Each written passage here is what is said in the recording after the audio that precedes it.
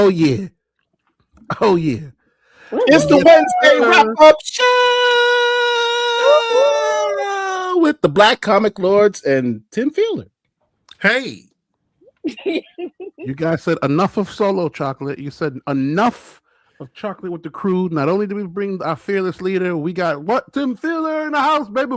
thank you so much. Thank you guys for having me tonight. I really appreciate it. I couldn't not come back with Tim Fielder on the show. I mean, if you spent two shows away. If this is how you come back, you can go away for 2 more shows. As long as you come back. I came back and I bear gifts. I appreciate it. I Tim appreciate it. Fielder. I appreciate the gift. These are my reading glasses, which as I'm getting older now, I have to use the glasses a little bit better. And I didn't sit on these, thank God. Oh, Lord. Now, for those That's of you a good thing. who may be more casual into comics, lived under a rock, or Hey, are generally, statement. unfortunately, just not that cool. This is Even brilliant harder. Black creator Tim Fielder, creator and writer and artist extraordinaire of such great works as Maddie's Rocket, one of my favorites of all time, Infinitum, which is an Afrofuturism classic. I'm sorry, I apologize, Tim, I insulted you. It is the Afrofuturism classic Oh wow. work. It's the Bible. If you Google Afrofuturism graphic novels, if Infinitum is not in your top 3, the list you have is trash. Wow. And Thank I'm not even exaggerating when I say that or saying that because Tim's here, because I've said this when he's not here as well. Wow. Man. Thank you. Also, the artist on the graphic history of hip hop. It's nice to have hip hop variants in comics, but it does not compare to the graphic history of hip hop as done by Tim Fielder and Walter Gleason. So shout out to Walter.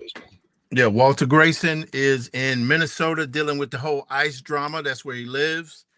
And very, very proud. It's been a big night for us tonight. Tim, you have a new bag that you wish to share with us tonight. Yeah. Yes. But first, Oh, but first, Oh. we also want to give a quick preview of what's going to happen later, because over the past few months, we've heard a lot about a documentary film called Collections in Black by none other than DJ Big Phil, who is here with us as well. Phil's never going to show us that stuff. Why are we bringing this up?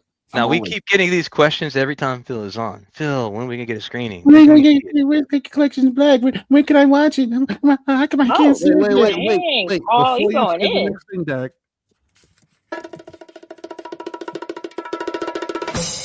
Are we gonna watch this? Well, chat. Well, first Tonight's of the all, night.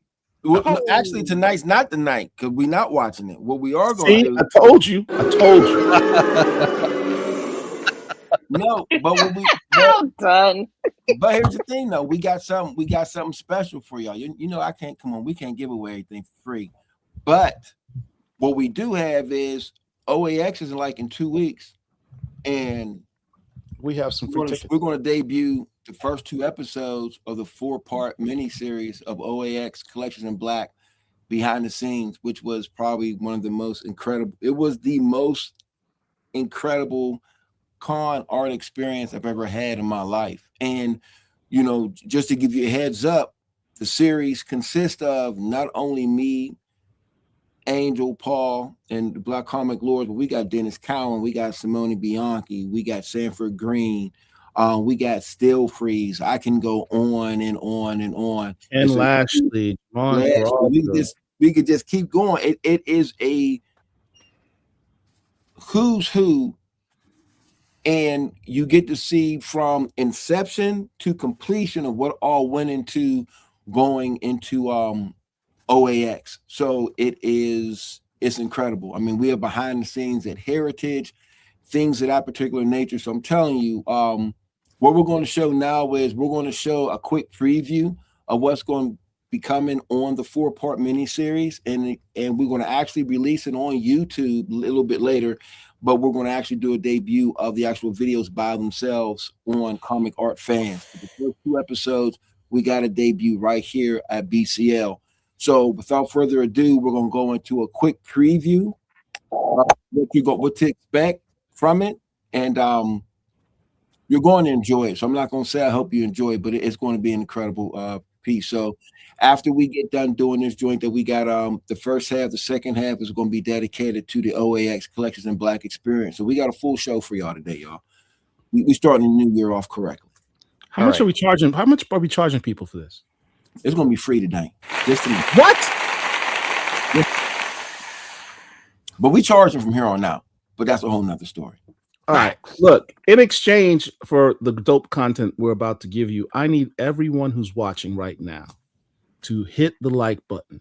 We're not playing nothing until y'all hit. I don't see any likes. Hit the like button right. I'm serious. Hit the like button right now. If you're new to the channel, hey, how you doing? Welcome. Appreciate you. We do dope stuff like this all the time. Just subscribe to the channel. Hit the subscribe channel. Subscribe to Black Comic Lords, and you'll be notified when we do these shows in the future.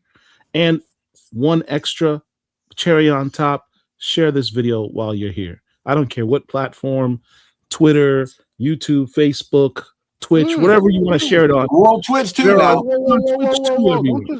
Don't just run by that now. We're on Twitch also. We on Twitch, y'all. So you stop your gaming for a second. Those Twitchers, what do they call themselves? Twitchers?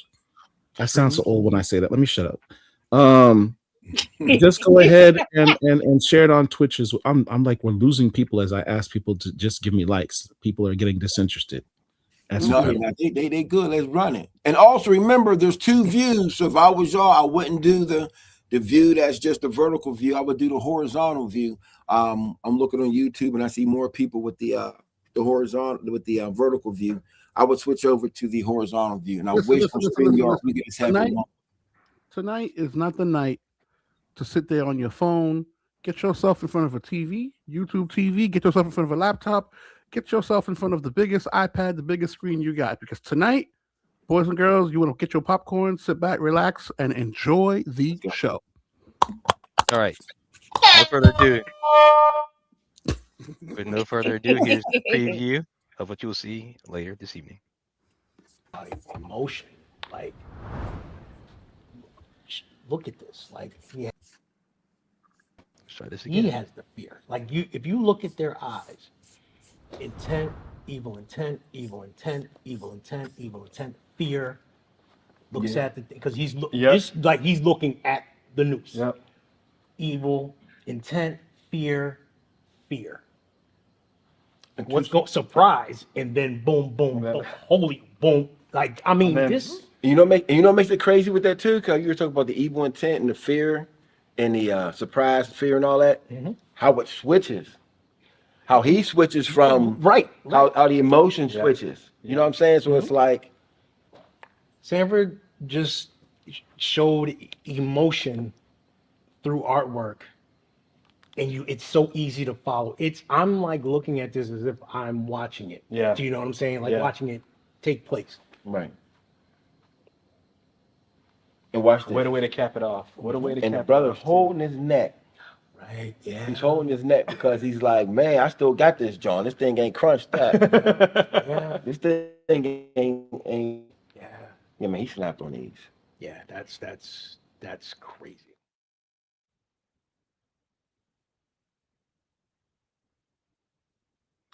All right. Come there on you have your now. preview. There you have your preview. What's going to come a little bit later in the show.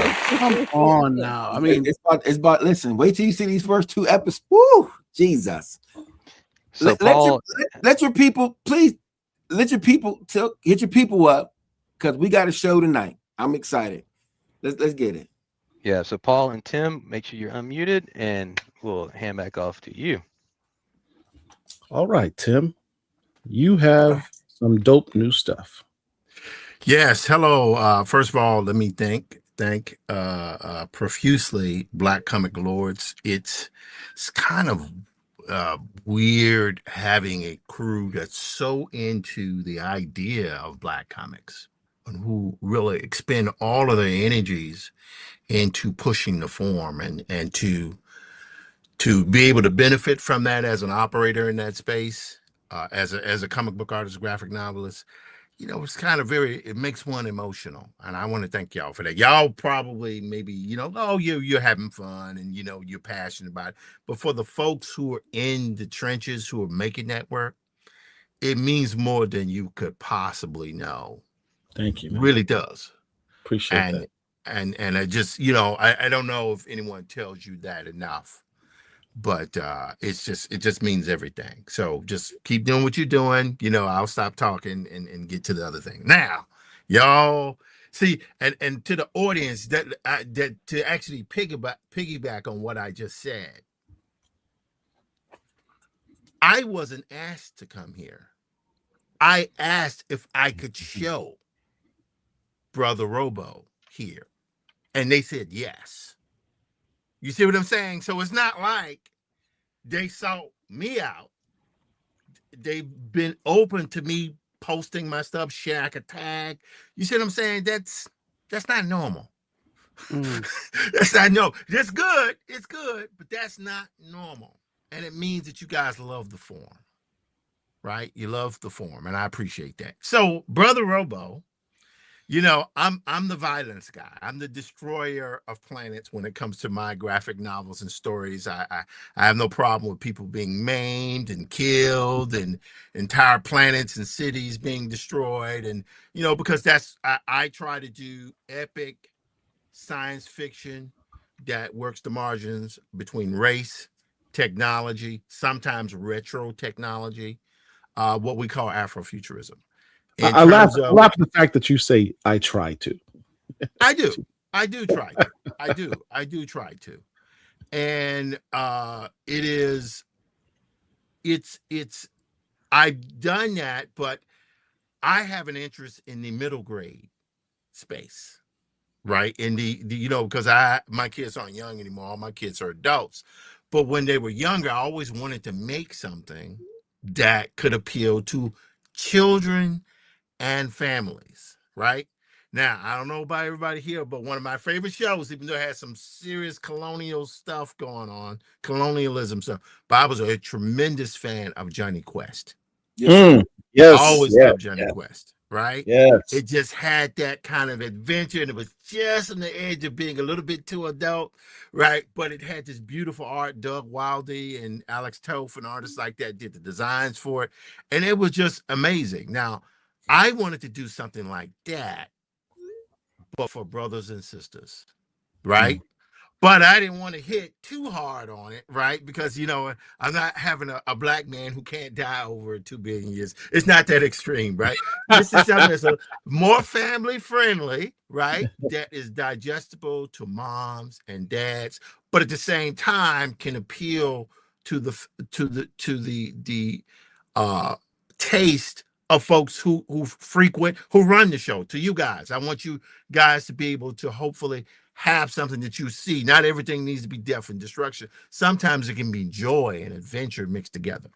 So Brother Robo is a project that is a micro drama.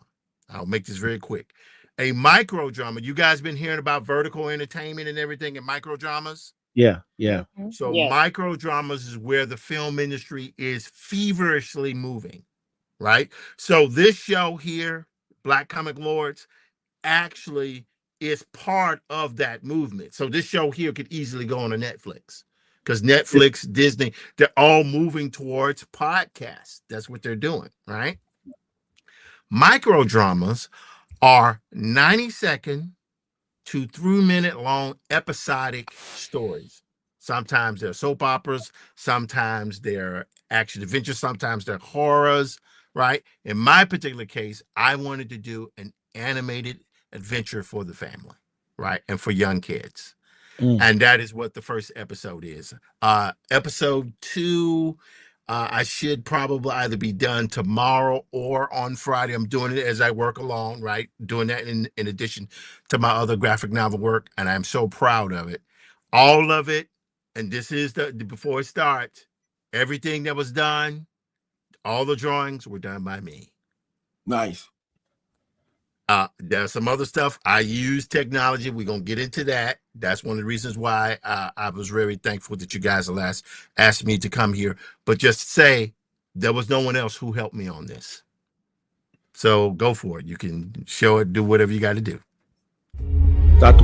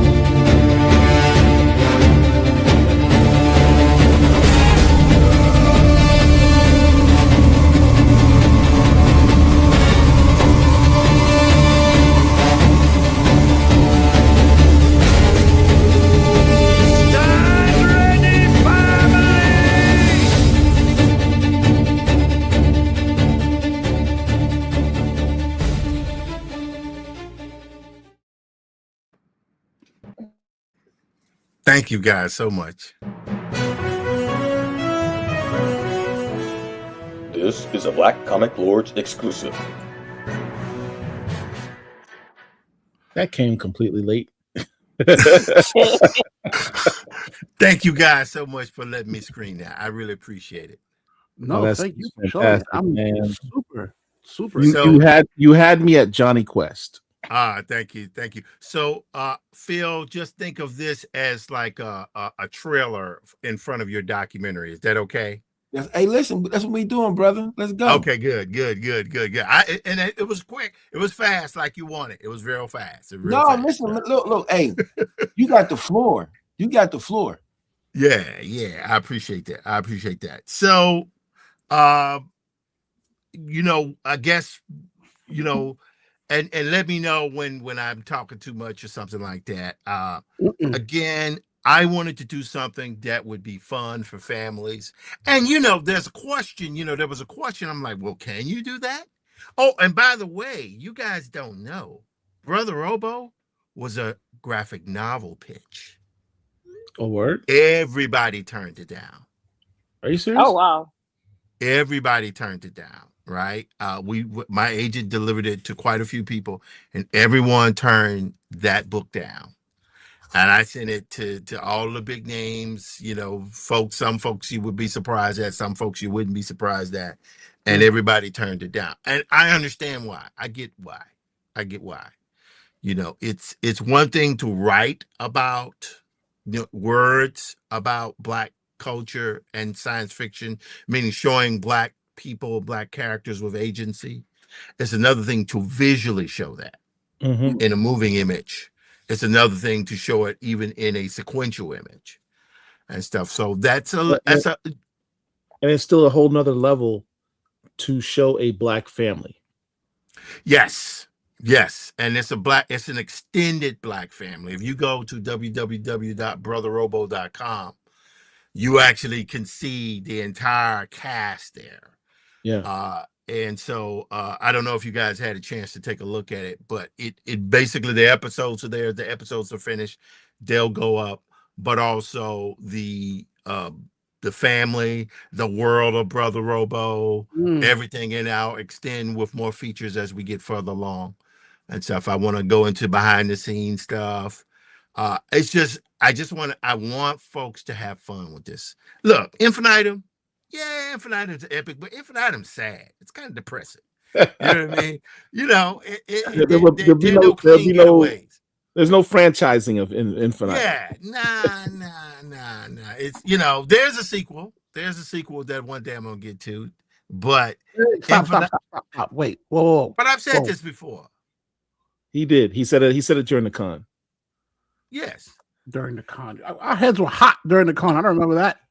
Okay, yes. Well, there will be a sequel eventually, but I have so much work to do now. I'm contracted for 2 graphic novels. I have to do my own graphic novel with the Graphic History Hip Hop with Walter.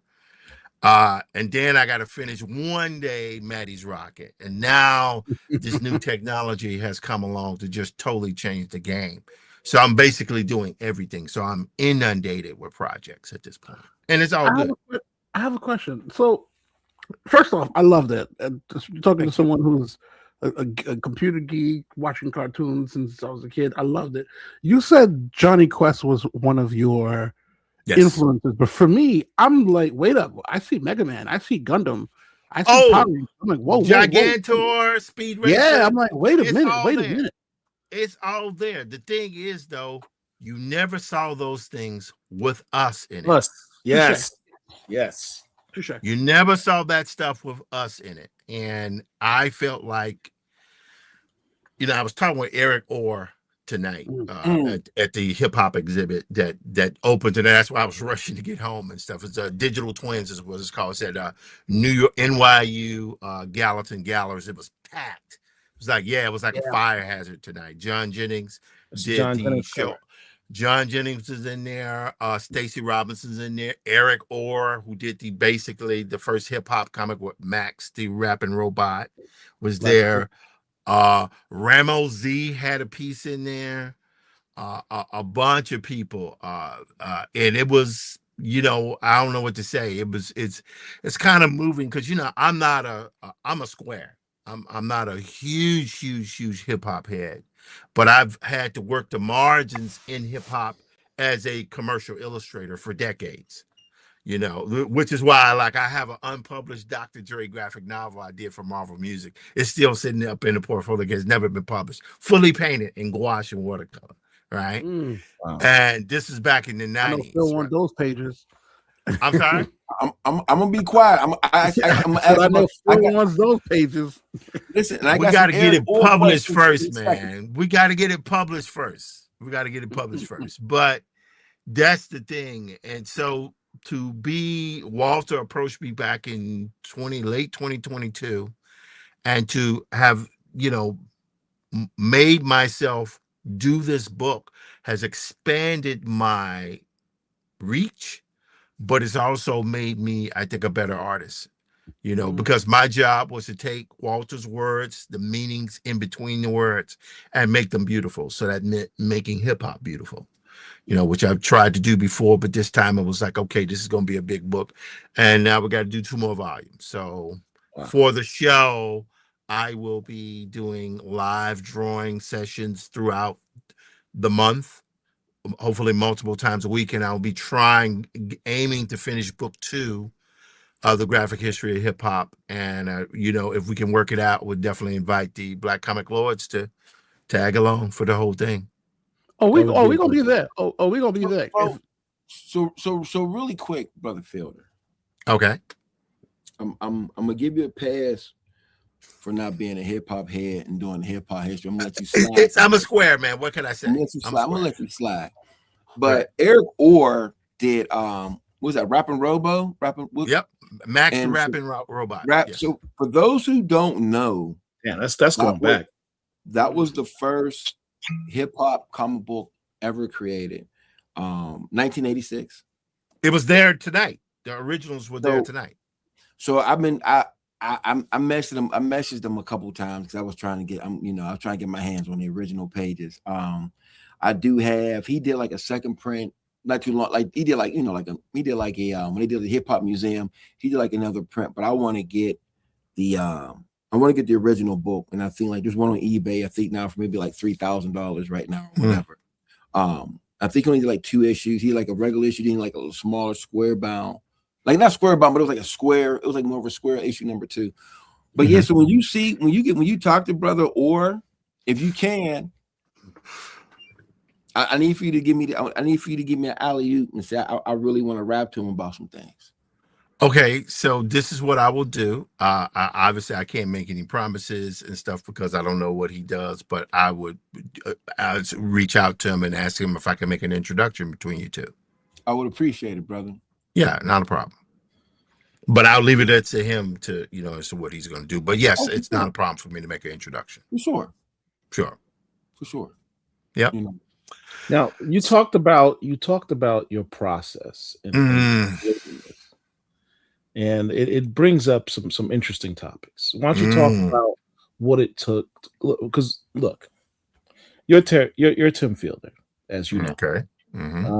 What that means is, for those who know, your art is second to none. What I mean by that is, one of the things that we talk about in the space all the time is when you're truly a dope artist and someone can look at a piece by you and immediately know who did it. Oh, thank you. Not every artist is like that. Not everyone has a style that is so well known, that's so appreciated in a way that you can immediately identify. You have one of those styles.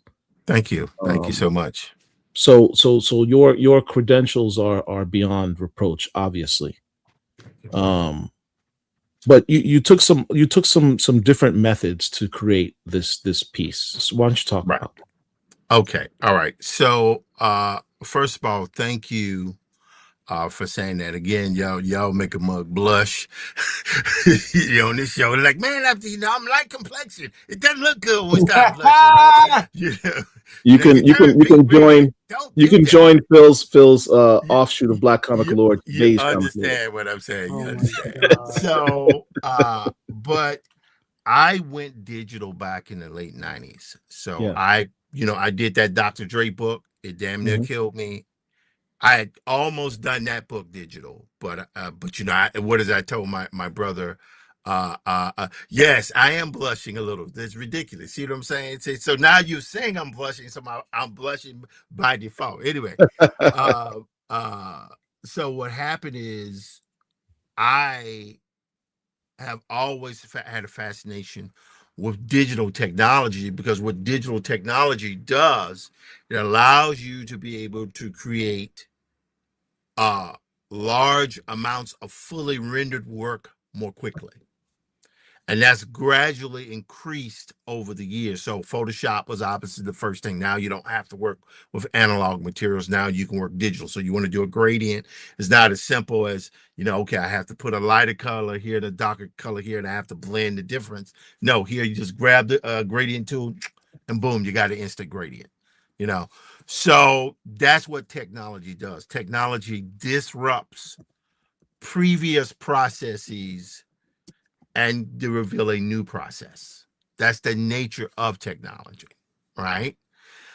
So I went into digital illustration in the late 90s, and then I began to learn 3D, right? So I'm a 3ds Max guy. I've been using 3ds Max since 1997. So literally next year it'll be 30 years I've been using 3D, right? So when you look at Maddie's rocket, many of the ships in it are actual physical 3D models that I built in the computer. Build once, use infinitely. That's the theory, right? And what it does is I work like a matte painter or a traditional matte painter who basically builds out a 3D object, and they do what's called a paint over. Okay, I'm sorry, I'm reading the chat here and stuff. I'm sorry, I'm trying to keep up with you guys, right? But so yeah, that's part of what it was. Now, 3 years ago, this technology hit like a bomb, generative AI. And I was like everyone else. I got very depressed when I saw it. For about a week or two, I was in the fetal position. I didn't feel good about it at all, because, here's a technology that can do stuff it can approximate the quality of how I work, and it can do it quick. That was pretty, I was pretty despondent. I'm not going to sit here and lie to you. But then after a week, after a while, you're tired of feeling sorry for yourself. And I was like, well, hang on a second now. You went through this when Photoshop came out. You went through this when 3D came out. So how is this any different? All right. People have an issue with the fact that the LLMs that work is built on is stolen, right? No debate. The work was stolen, right? It was absolutely stolen. So it's been put to me, well, how can I justify using AI? These are all legitimate questions because AI is such a disruptive technology. It disrupts the financial and the manufacturing procedures of how commercially creative projects are formed. That's how disruptive this technology is. You might ask, well, what do I mean by that? What I mean is this. Y'all saw the first episode. I have no other employees helping me with that other than utilizing generative AI. I'm going to show you the under the hood. That's what you guys want to see, correct? Yeah. All right. And I can share my screen and all that, correct? I can do that? Yeah. Okay. All right, cool. I just need to check. So I did everything in-house. The music was done in Suni. Right? So I did bad hums, right? To get it to, like, you might say, well, how did I get the hum? Well, my second oldest brother is a world-class musician, and we lived together at one point. So I basically spent the last 20 years looking at a musician work, how he puts together compositions, and I have my own ideas, even though I'm not a musician. So I was able to use AI for the music, use AI for the animation, and use AI where applicable to enhance the images that I had created. All of the editing was done in DaVinci Resolve. All of the drawing was done in Photoshop and Clip Studio Paint. Now the difference is the last part of what you said. Okay. You said you use them to animate drawings that you made. Yes. That's a tool, right? Yes. I'm sorry, Paul. I'm hard of hearing. Could you repeat that again for the people in the back? That is a tool. That is a tool. So that's why I wanted you to talk about this, because this is a topic that pops up in our space all the time. It's the use of AI, and it's interesting. When we had the virtual con, we had Joe Illidge do our introduction. One of the things he kind of mentioned is, comic books, graphic novels. It's humanity's foremost form of communication. I hadn't really thought about it like that, because I was like, that sounds kind of epic. That sounds kind of big. Joe, what are you talking about? And I thought about it. I'm like, when we as humans were living in caves, we would draw on the walls, right? We would do etchings on the walls, just a rock against another stone to make images, to convey messages, to share stories. Those were our first comic books, hieroglyphics. And then they eventually learned, hey, I can add color to this, etc. Is the evolution of taking a stone and scratching it on the wall, then going to a pencil on paper, and then going to ink, and then going to Procreate. It's evolution of the art. But the concept of art is coming up with an image in your mind and generating that with your own hands on paper or whatever form that you're doing that. But the point I'm trying to make is the distinction is that you have the art, and then you're taking this tool to do something with the art that you created. Yes. It's different than someone saying, well, I'm just going to pop in this prompt and say, give me a family flying around in space, and I'll wait 30 seconds and I'll have my image. Yes. That's different. Yes. That's different. So talk about those differences. Okay, so there are 3 or 4 rules that I utilize with AI. I've said this before when I've given presentations before on this technique. First rule is thou shall not use another artist name in your prompts ever. You can't. That's too far. We're already on shaky. These are your Asimov rules. Yes, it's like you know, thou shalt do no harm, meaning do not use another artist's name in your prompts. Right now, we're already on shaky ground anyway. So at least these rules are some sort of guideline that could keep us, in the rails, keep us in the lane. So that's the first thing. The second thing, never start a session utilizing AI with a written prompt.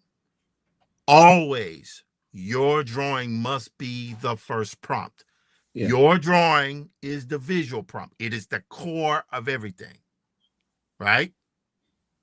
You can't violate that. It's like, Superman, flying in the air to save Lois Lane, and Marlon Brando, Kal-El, you must not turn time back. This is like that. Don't do it. Right? Not even using somebody else's art as the prompt. Well, if you have ownership of that art, sure. Well, but using someone else's art, no, don't do that. Yeah. Right. Right. All right. 3.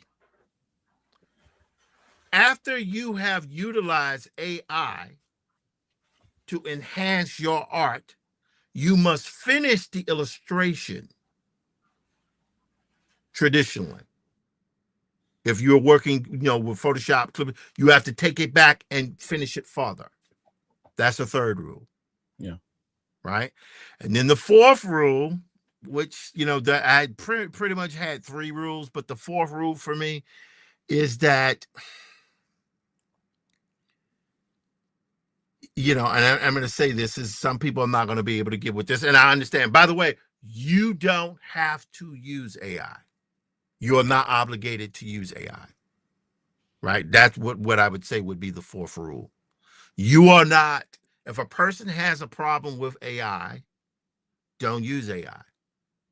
Some people don't need AI, right? Alex Ross, who I love Alex Ross. All my Alex Ross books are signed. I got all of them signed. I made sure I got to get one more book, right, that I can buy offline. That's the Kingdom Come collection, and it's signed by him and Mark Wade. I'm gonna pick it up eventually, right? Alex Ross doesn't need AI. He already has an existing market for his work, so there's no need for him to add anything new, unless he chooses to. But there's no need to add anything new to his toolkit. He's good. But for the rest of us suckers who are trying to make our way in this world, right? Trying to make our way, because let's be honest, it is about living. People say, well, why do you need that? Why don't you just go through it's the struggle that makes the art good. I'm sorry, I almost died last year from a pulmonary embolism, because the human body is not meant to sit up for 12 hours a day, 7 days a week. It will break down. Right. It's not designed for that. And anyone has seen my work, my output compared to most of these dudes out there, my output is very low. I don't do straight, like, that's why Brother Robo is a major departure from my style. Everything for me, everything got to be painted. I'm Mr. Painted guy. And it's sexy to say, but it sucks doing that stuff the old way. It will put you in the hospital. It will put you in the hospital if you're not careful. That's why any tool that can come along to add rendering to take a job from a 15-hour job to a 2-hour job. As long as you're enhancing your work, as far as I'm concerned, you're good, because you're using that technology as a tool. Do we understand? Any other questions before I move on to showing how I do it? I just want to point out that you're also an instructor You instruct in art Yes. as well. Yes. I retired from that a little bit. I don't teach so much anymore. But what I enjoy doing is this. I enjoy talking to folks when we're talking about my work. I love showing what's going on under the hood. That's a lot of fun to me. It can get a little tedious because, you know, guys, I was doing the live streams. I was doing live streams 5 days a week.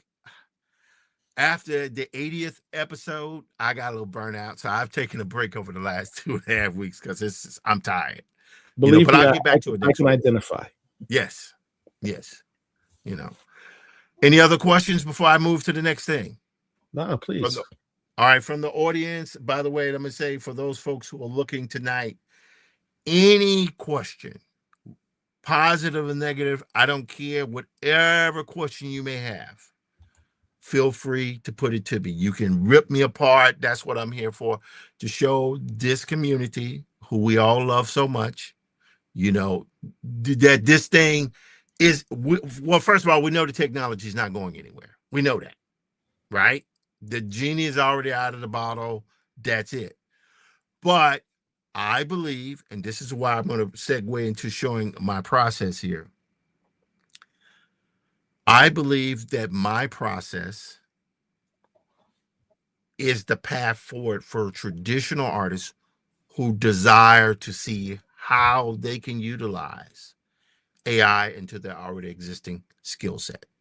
Within the parameters of the 4 rules that you discussed. Yes. All right.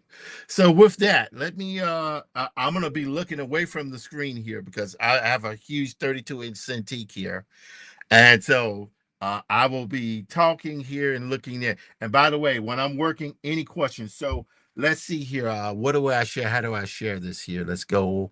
Is that the plus sign there? Yes. Hit that plus sign and then choose the window you want to share, and then we'll cool. put up the screen from there. All right, Phil, are we good? Because I don't want to interrupt the documentary thing. No, we got 2 pieces. Go.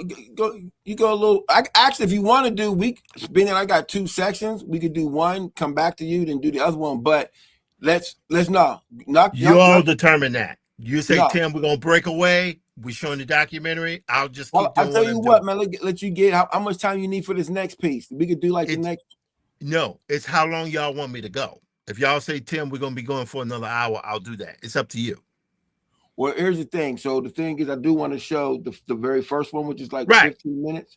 So let's do get into your joint for a little bit, and then we're gonna jump into mine. So let's come back to me in 15 minutes. That good? Which we'll jump into mine first, and we'll go back to you. No, I'm saying if I work for 10 to 15 minutes, you just knock your 10. We'll show my first episode. We'll talk about it, then we'll go back to you. Then we'll show the second one. Let's go. There we go. Okay, so you want me to start? Or you're gonna go to the documentary first? Yeah, just go. Just no, we're gonna have you to go right now. Okay, all right, here we go. All right. You do have one comment here. It says, from what I understand, you can't copyright AI generated work. Is that a concern? You cannot copyright AI work that is all AI. You can copyright art that is augmented by AI. Yes. Right. That's the distinction. Yeah, that's the distinction. But I understand there may be some questions as to how that happens. Trust me, I'm going to show you the limits of that now. All right, now I'm going to hit this plus sign here. Let's see. We're going to go to share screen. And I do think you need to copyright the term Fielder's Rules of AI. Oh, no. But hey, okay, what are we going to do? All right, so we're going to share this. Okay, we're going to share my screen. I want to share the screen. What are we doing here? Can you guys see okay, I'm going to share the window. Okay, you guys can see everything, correct? There we go. Hold on a minute. Hold on just a minute. There we go. Well, all right. You're going to, All right, so you can see everything here. So I'm going to now, y'all see Bad Bunny? No, right now we see your StreamYard. Okay, all right, hang on. Give you a chance to get that fixed. Okay. There's another. We want to image file slides and PDF. That's so weird. How do we share everything? You might choose the application you want to share. So I think you shared StreamYard. Oh, I was going to Choose share different just the application. entire desktop. Okay, that's fine. Okay. We'll just do it like that. So we're going to go here. I'm going to click here. Let's see. Boom. No, we don't want that. We're going to go here. Hang on, guys. We're going to share the screen. All right. You should see my screen now, right? Not yet. Waiting for it to come through.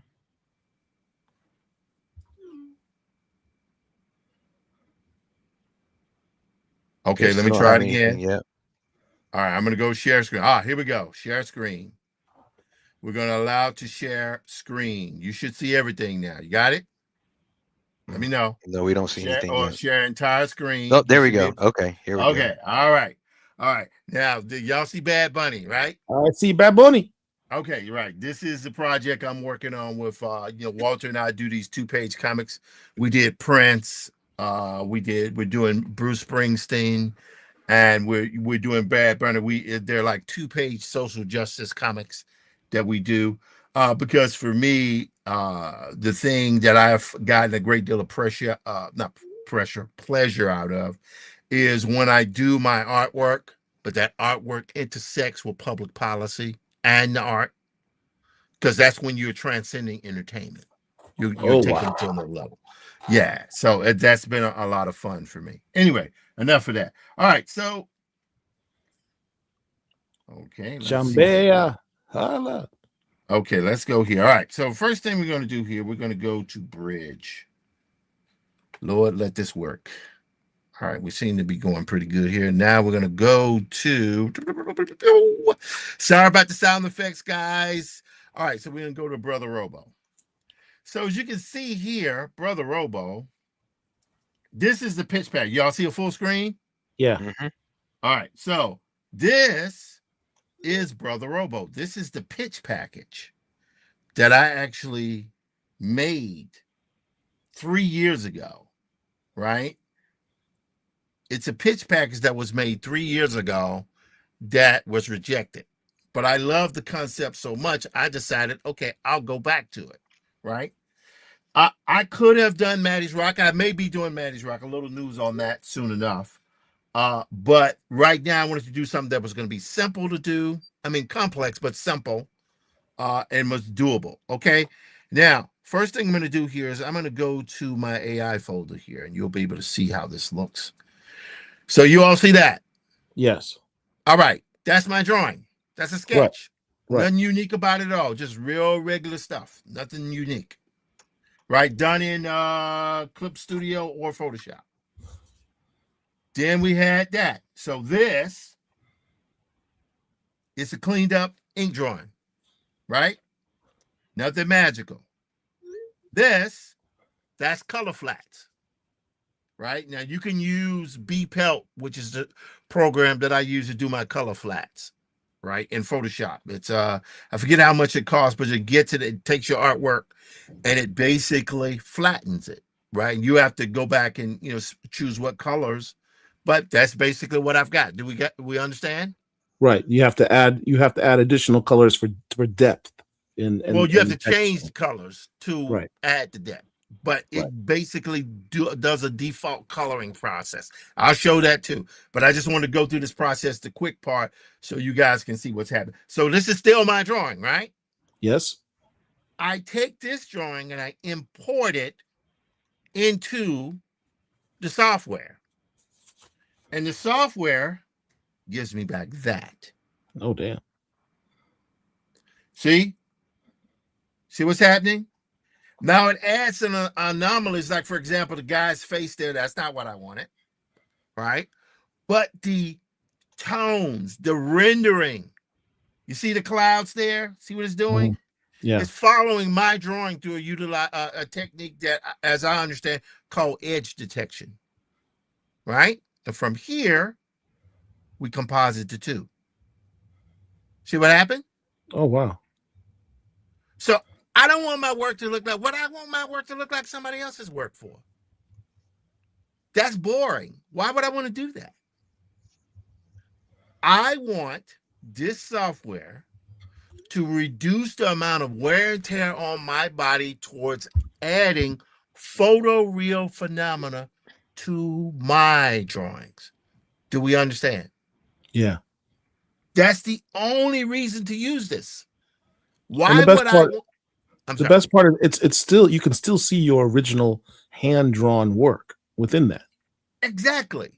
If it's Yeah. not based on your drawing, why are you using it? Now, I understand when the technology first arrived, sure, everybody, because you couldn't use an image prompt at that time. Everything was written prompt.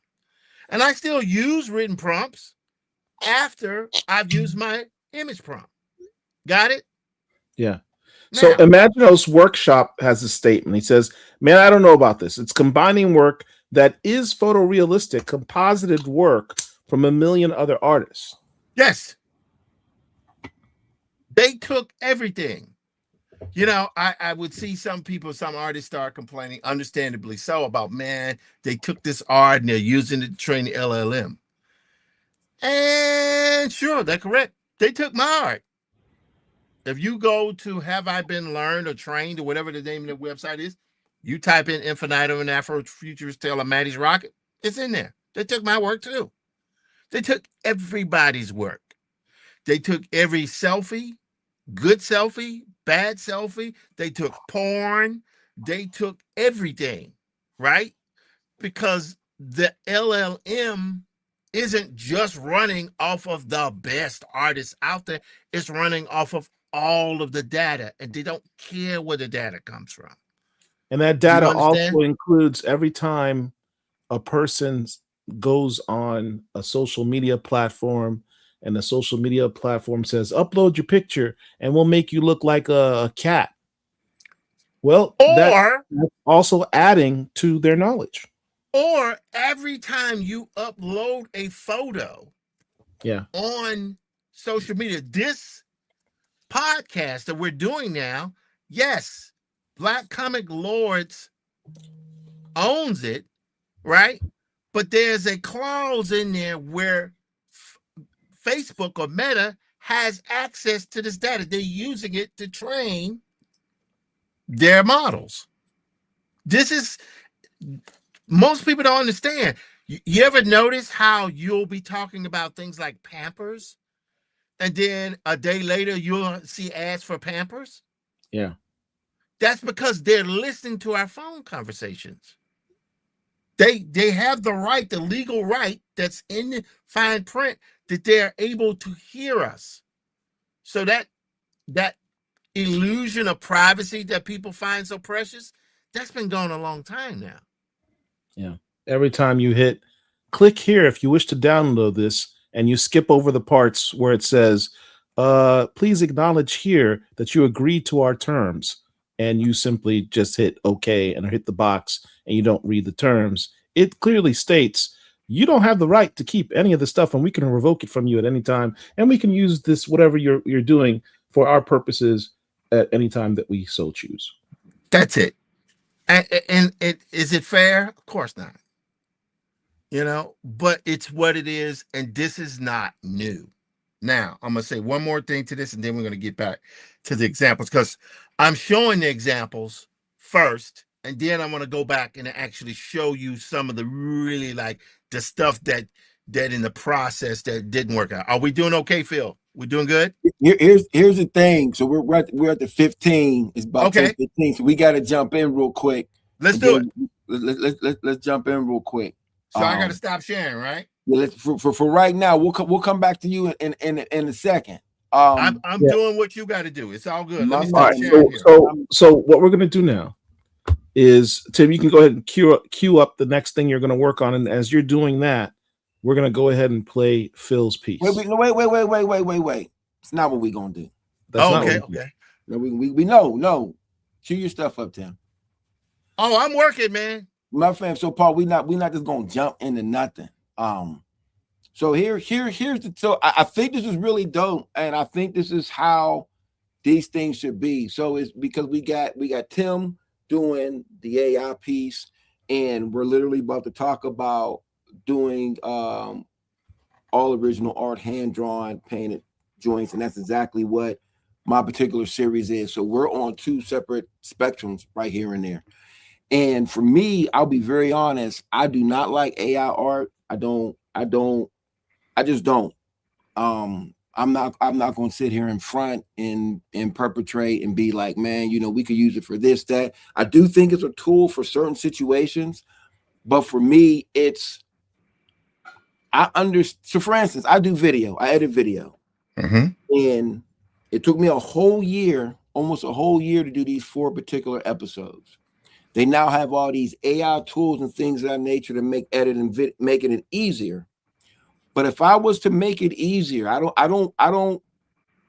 old school. I believe in, there's a reason why when you went to go eat at your grandma's house, it tasted better than when you go over your girl's house, some girl you messing with, and she throw that John in the air fryer. You know what I'm saying? So for me, my issue with AI art is that no matter what we do, it will always take from somebody else's art.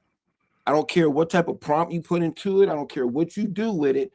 The slippery slope is that I can sit there and I can have I may not even have no nefarious reasons of doing it. I may not even have no negative reason of doing it. I think that people do. And I think that I know that Tim's reasons for doing it is for time and things of that nature. And he's a person who has done the work. So he's using it as a tool.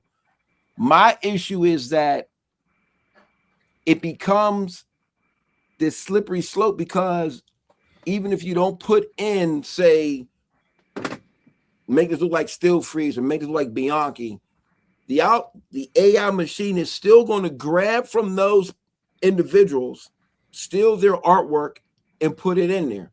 Now, the flip side of that is there's always the pros and the cons of that. When we get into hip hop, we start talking about sampling and things of that particular nature. So this is an ongoing situation. Right. And I would be a hypocrite because I do sample, I do this, et cetera, et cetera. But the consequences of that is that if you get caught, you don't give credit, you get jammed up. Until the laws are put in a particular place where artists can get their particular credit, I'm just not with it at all. It's just something that I don't think that all AI stuff is negative. It's just, for me personally, I believe in getting that pencil, that pad. It's like when somebody is an MC and somebody's ghostwriting. Like I personally cannot co-sign AI when it comes to art. And that's just me. I got a question. But hold on. Because the thing is, and I'm gonna show you why. So when you watch what happens at the Original Art Expo, keyword the Original Art Expo, you have these. For instance, when you go to these cons, they're to the point where you can't even sell AI art anymore because people are sitting there selling things that are AI art. Right. But when you watch the Original Art Expo, you're gonna see the greatest artists and the greatest minds all in one particular space. And what's dope about my particular series is that when I did Collections in Black in Pittsburgh a year ago, I did it by myself. Shout out to Casro when I went out to Orlando, and he invited me to come back, and he said, man, let's collaborate and let's put something really dope together. So you know what? We're going to show the first episode, and the first episode will tell the story.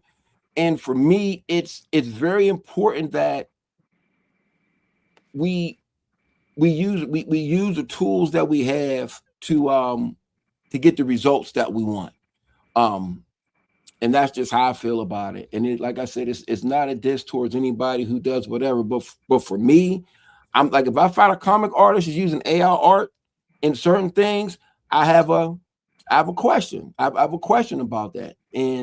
But let's get into the video right now. We'll do the first episode, and then we'll get back. And I think this is a healthy debate because I believe that, these are good questions.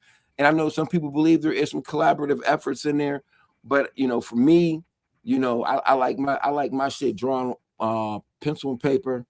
And I'm just, I draw my line in the sand at that particular point. So without further ado, episode 1 of OAX Collections in Black, All Access.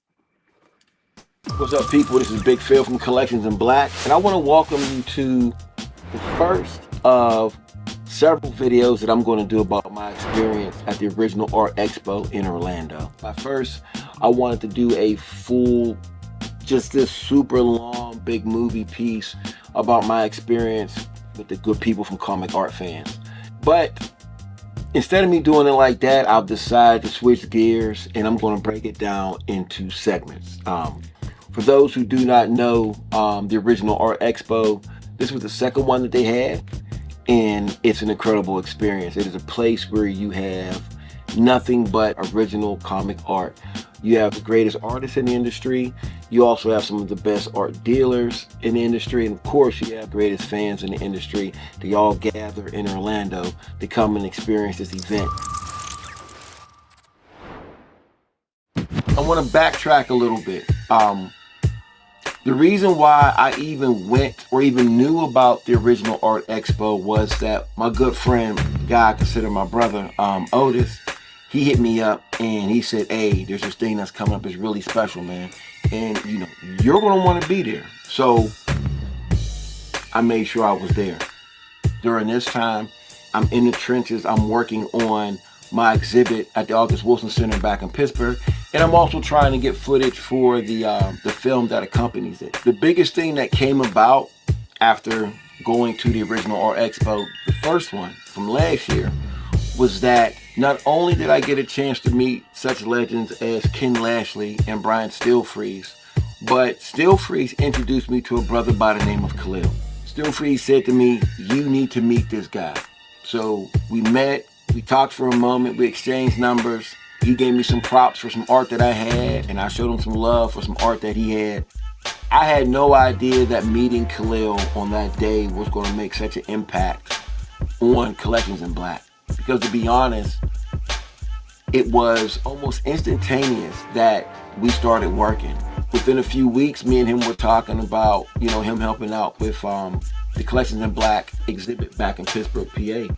And his brother was like, hey, I got this, I got this, I got this. You know what? I know this guy, I know this guy. We could pull these things together. The next thing I know, me and Khalil both end up in Dallas, Texas. And that is where we exchanged the artwork. So he gave me artwork to take back to Pittsburgh. This is the couple that you really dig. So this is J. Scott Campbell, and these are my first of all, pricey cover buys. First of all, yeah, I didn't see this. I know you didn't. I know you didn't. He's a wild boy. We also made our way to Heritage Auctions because they were going to pull out some really dope Matt Baker pieces for us to look at. They had a whole entire Matt Baker story spread out for us. And they had some really nice high-graded Matt Baker comics for us to check out. Sat there, we chopped it up with them for a couple of hours. And shout out to the good people at Heritage because they rolled out the red carpet for us. That kind of thing. Jim has said, yes, you can have the Hero for Hire 1 cover and a Baker page. So we've got to, that Hero for 1 cover, that's a big deal. I got a chance to kick it with my little brother Antonio, and then I was on my way back to Pittsburgh. A few weeks later, Khalil flies in for the opening of the exhibit, and now here we are. And if we're going to be 100% honest, you know, me even having a gallery at OAX wouldn't have happened if it wasn't for Kazra. Shortly after I left OAX the first time, for the first installment of OAX, I did a video piece and he hit me up and said he loved it and he wanted to do some work with me. And then after that, we just kept in contact. He even came into Pittsburgh and visited the exhibit with him and a couple of other individuals. And after that, we just kept in contact. And the next thing you know, we started talking about doing what I did here in Pittsburgh and bringing it into a different scale in Orlando at the original Art Expo. And it turned out to be a really dope experience. Having me, Khalil, and Kazra curate this thing, pulling together all of our particular friends and connects to make this thing happen was nothing short of incredible. So on Thursday, me and my daughter Tristan, we were flying off from Pittsburgh to Orlando. And I see Sanford in the airport. And it just so happens our seats were together. I said, man, I got some of this artwork with me. And he was like, man, pull it out. So we're literally on the plane looking at artwork. And I got one of those big 11x17 portfolios. And we're sitting next to each other. And we have it all the way out. And we're going through the pages. And he's looking at things. He's showing love to certain art on the pages. He's critiquing certain things, and he's like, "Oh man, this is crazy. I've never seen this before." And to me, that was a dope experience to to be sitting there discussing this art on the plane. And it wasn't weird or in no weird way. It was just two brothers on there, discussing really dope artwork, and we were both excited about getting to Orlando.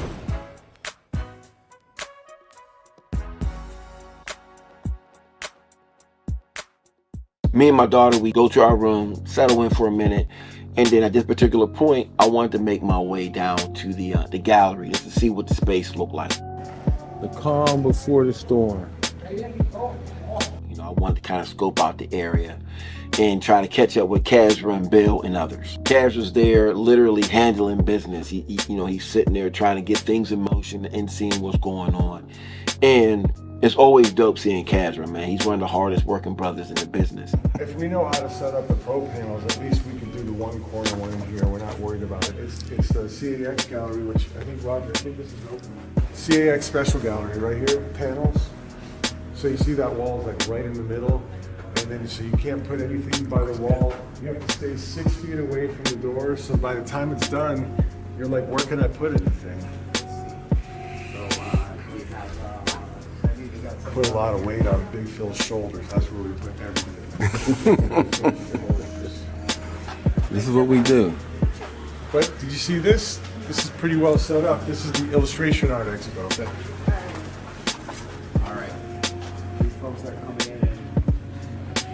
Nice. It's gonna be full art. Tomorrow is the crazy day. You should see some of the art. Did you see that, Kirby? I did. Wow. When are we gonna put our shit up tomorrow? Tomorrow. Okay. Yeah, tomorrow. So tonight, they're supposed to set up all of the walls and panels. So that I think did they start in there? Did they start in there already? Well, there's two companies. One of them does like these pipe and drapes and tables and chairs. Right. That's the convention service company. Then there's another company we got for the panels for the art. Okay. And they're supposed to show up at 6:30, but they're going to set up all the panels in the CAX gallery, the special gallery. Okay. So that by the time you and I come in the morning, hopefully with Khalil, I'm not sure when Khalil gets in. He comes in the night. We're going to set up the gallery. You had what? You were on the plane with Sanford? Yeah, we sat next to each other. Who arranged that? God? It just happened. The highlight to me for that night was actually going into our gallery room and seeing all the bags set up. We were some of the first people that were there. So I'm sitting there with Bill and Kaz and others, and we're kind of, getting ready for the weekend. And we decide to look at some of the art that we had obtained for the Collections in Black Gallery. Shout out to my man Sean, who hooked us up with the Black Panther Jungle Action KKK pages. Funny is, I've been trying to get these pieces for what? So I tried to get these in the original Collections in Black. My God. Oh my gosh.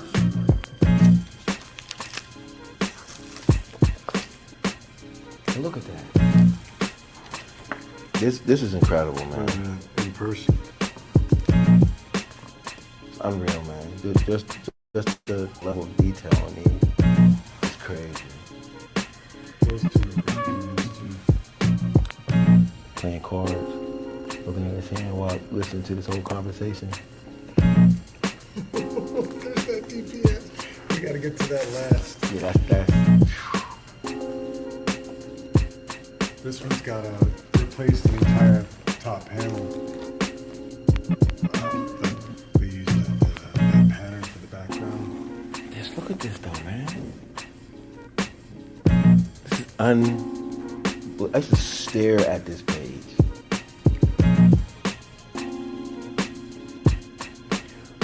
He's about to swing on him with a shotgun? I've never noticed that before. Like, he's getting ready.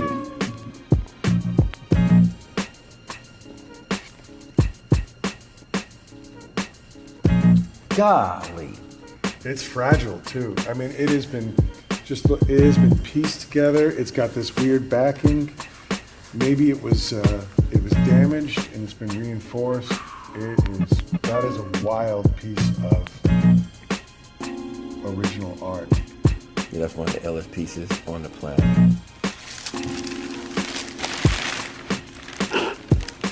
Where are the gloves? They're upstairs.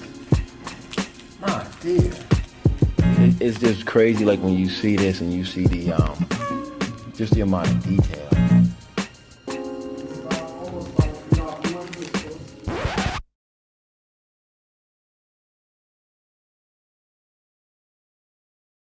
Hey, man, what was that? Hey, there's always next year. There's always next year for the Ravens for Lamar to choke in the playoffs, and there's always another year for Russ to not do good or Mike Tomlin to be mediocre. It's good to see you, man. How you been? I know the world does. We'll fumble or something crazy. Hey, very good, very good, very good. How you been? I've been great. They're happy they went to 17 games because when they win 9, Hey, listen, Mike Tomlin's MO is like, I've never been under 500, but I never won anything without Ben Roethlisberger, so we're all set. I'm gonna let him slide today because you know I'm gonna let him slide. You know I'm gonna let him slide. Man, you know let him slide. I'm going out. Because you want to see this. I know you gotta go before you go. Right now I'm just. Oh, I'm just coming out.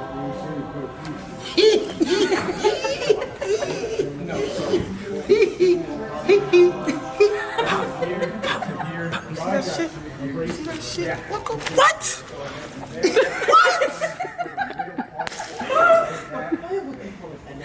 Also have some coming out, right? One out, and then like make a triangle, so it holds it. I mean, for the most part, once we get it all set up. You little raggedy thing.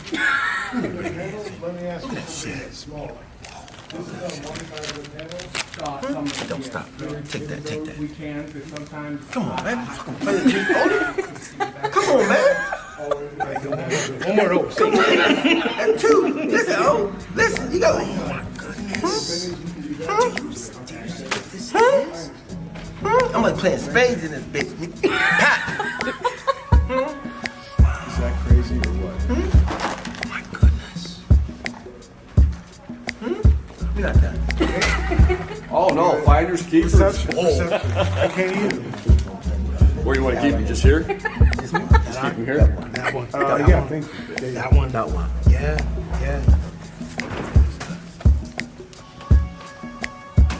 Come on, man. This is when you do the walk away. Come on, man. Just walk away from it. These were the pages that I saw these pages as a kid, and I would sit back and I would just study them. So to see these pages live and to hold them pages in my hand was a powerful moment. Like, it was even to the point where my daughter said something to me, and she said, watching me see these pages for the first time meant something to her because she knows that these pages meant that much to me as a kid. And for her to say that was dope. Like, I'm like, okay, yeah, she gets it. She gets it. So that night was just incredible. Like, we're literally just going through pieces of artwork and just, getting ready for the next day. And this just was on Thursday. Wait till I tell you about what happened on Friday.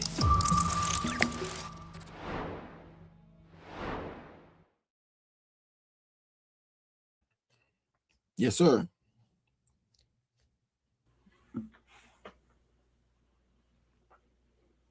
We back. Hello.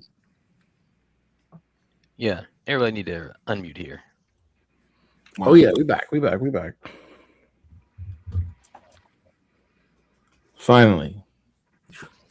It only took a whole year. It did. Finally. It was worth the wait, man. The good thing about Phil's documentary,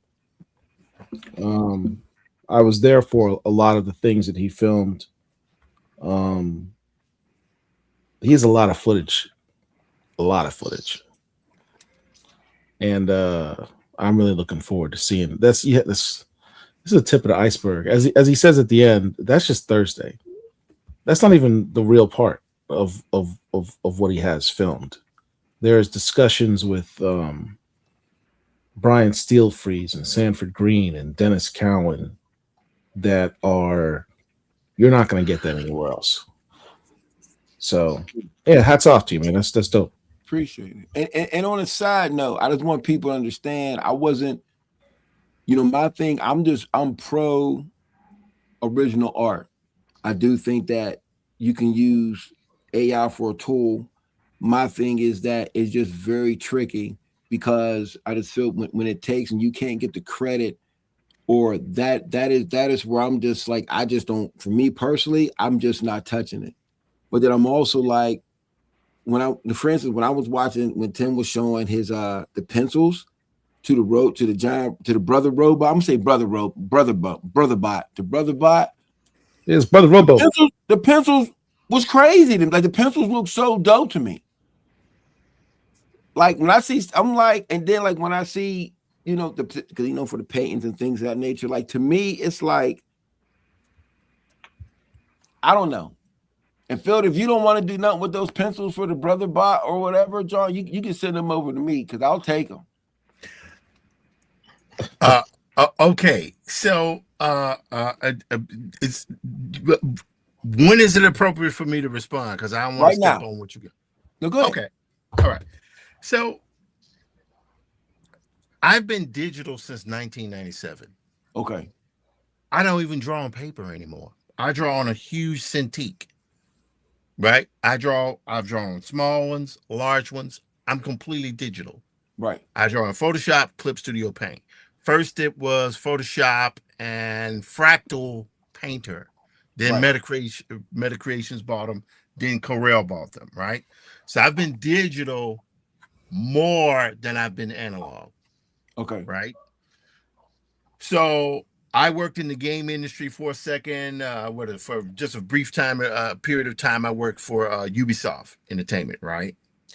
And when I was there, that's when I was already digital because I worked in the 3D animation industry before, but working and for a game, I began to understand that there are techniques that can be used that are not about drawing. It's modeling in the computer, right? Right. And it changed the way I work. So I long ago moved away from the idea of having originals. Now, the irony is I kept all my originals. I've only sold one piece of work in my entire life. I keep all my originals, right? Any originals that I don't have that I produced, those were lost. But I keep all my work. And as a result of that, when I did my career retrospective during the Carnegie Hall Afrofuturism Festival and at NYU Gallatin Galleries, where the show was held tonight, back in 10 years ago now, I did that career retrospective, and I was only able to do that because I had my originals that were, you know, pen and ink, marker, watercolor, gouache, and what was digital was literally printed out. Okay. Right? So I long ago moved away from the idea of having original art, and it didn't bother me so much because I work in a field where you are drawing for reproduction, right? And because you're drawing for reproduction, I wasn't initially it wasn't as important to me what happened. The originals, I was never intending to make money off the originals anyway. Like I know dudes who draw, but they are looking immediately, as soon as they finish their work, they're looking to sell those pages because that's how they make their living. And I have no problem with that. Now, as it relates to AI, the last major change that happened with me was when I began to deal with game engines, Unreal Engine. I didn't use Unity so much, but I used Unreal, right? And the reason why Unreal was Unity, Frostbite. I'm sorry? I said Unreal, Unity, Frostbite. Right. I use Unreal because what Unreal did that you could not get out of 3ds Max or Maya or any of those programs is when you build an object, you light it, it takes a long time for the rendering to be done, right? With Unreal, you get real-time lighting, real-time shadows. So that changed everything, right? When AI came around, sure, ethical issues, you know, you all it definitely has its issues. However, this is how I reconcile that. And this is how I reconcile it, not for anyone else, for me, right? I reconcile it by saying, very simply, the very devices that we are using right now to have this podcast, to do our work, right, are manufactured with a combination of exploitation of third world countries and exploitation of child labor. That's fact. I'm not making that up. That's what happens, right? But no one's going to give up their cell phones. No one's going to give up their laptops. We use them. Secondly, automobiles, since their inception, have polluted the environment. Unless you're driving a hybrid vehicle, every car, like the car I drove, my wife was driving home today, pollutes because it's run off of petroleum, right? So the idea of using a technology that is disruptive, that's nothing new, right? As a result of that, I had to make a decision for myself. Is this something that I'm going to move away from because of that ethical fact? Or am I going to create for myself a bridge that allows me to reconcile the use of that technology? And I decided it was... It's funny when I hear this because maybe for me, I say closer to the ground, but someone who can see both sides, because I understand. Yes, it's not to say that there's an argument, but there is one here, right? There's a top level and there's a sub argument, and Phil kind of alluded to the sub. So AI copying anyone's work and not giving them credit is bad. Full stop. There's no excuse. There's no negating that, and that's not what you're doing at all. So just stay with me. Copying anyone's artwork, copying anyone's work, traditional digital, is 100% wrong. They deserve to be stoned and thrown up there with Francis Martina. Full stop. 100%. But then I go, wait.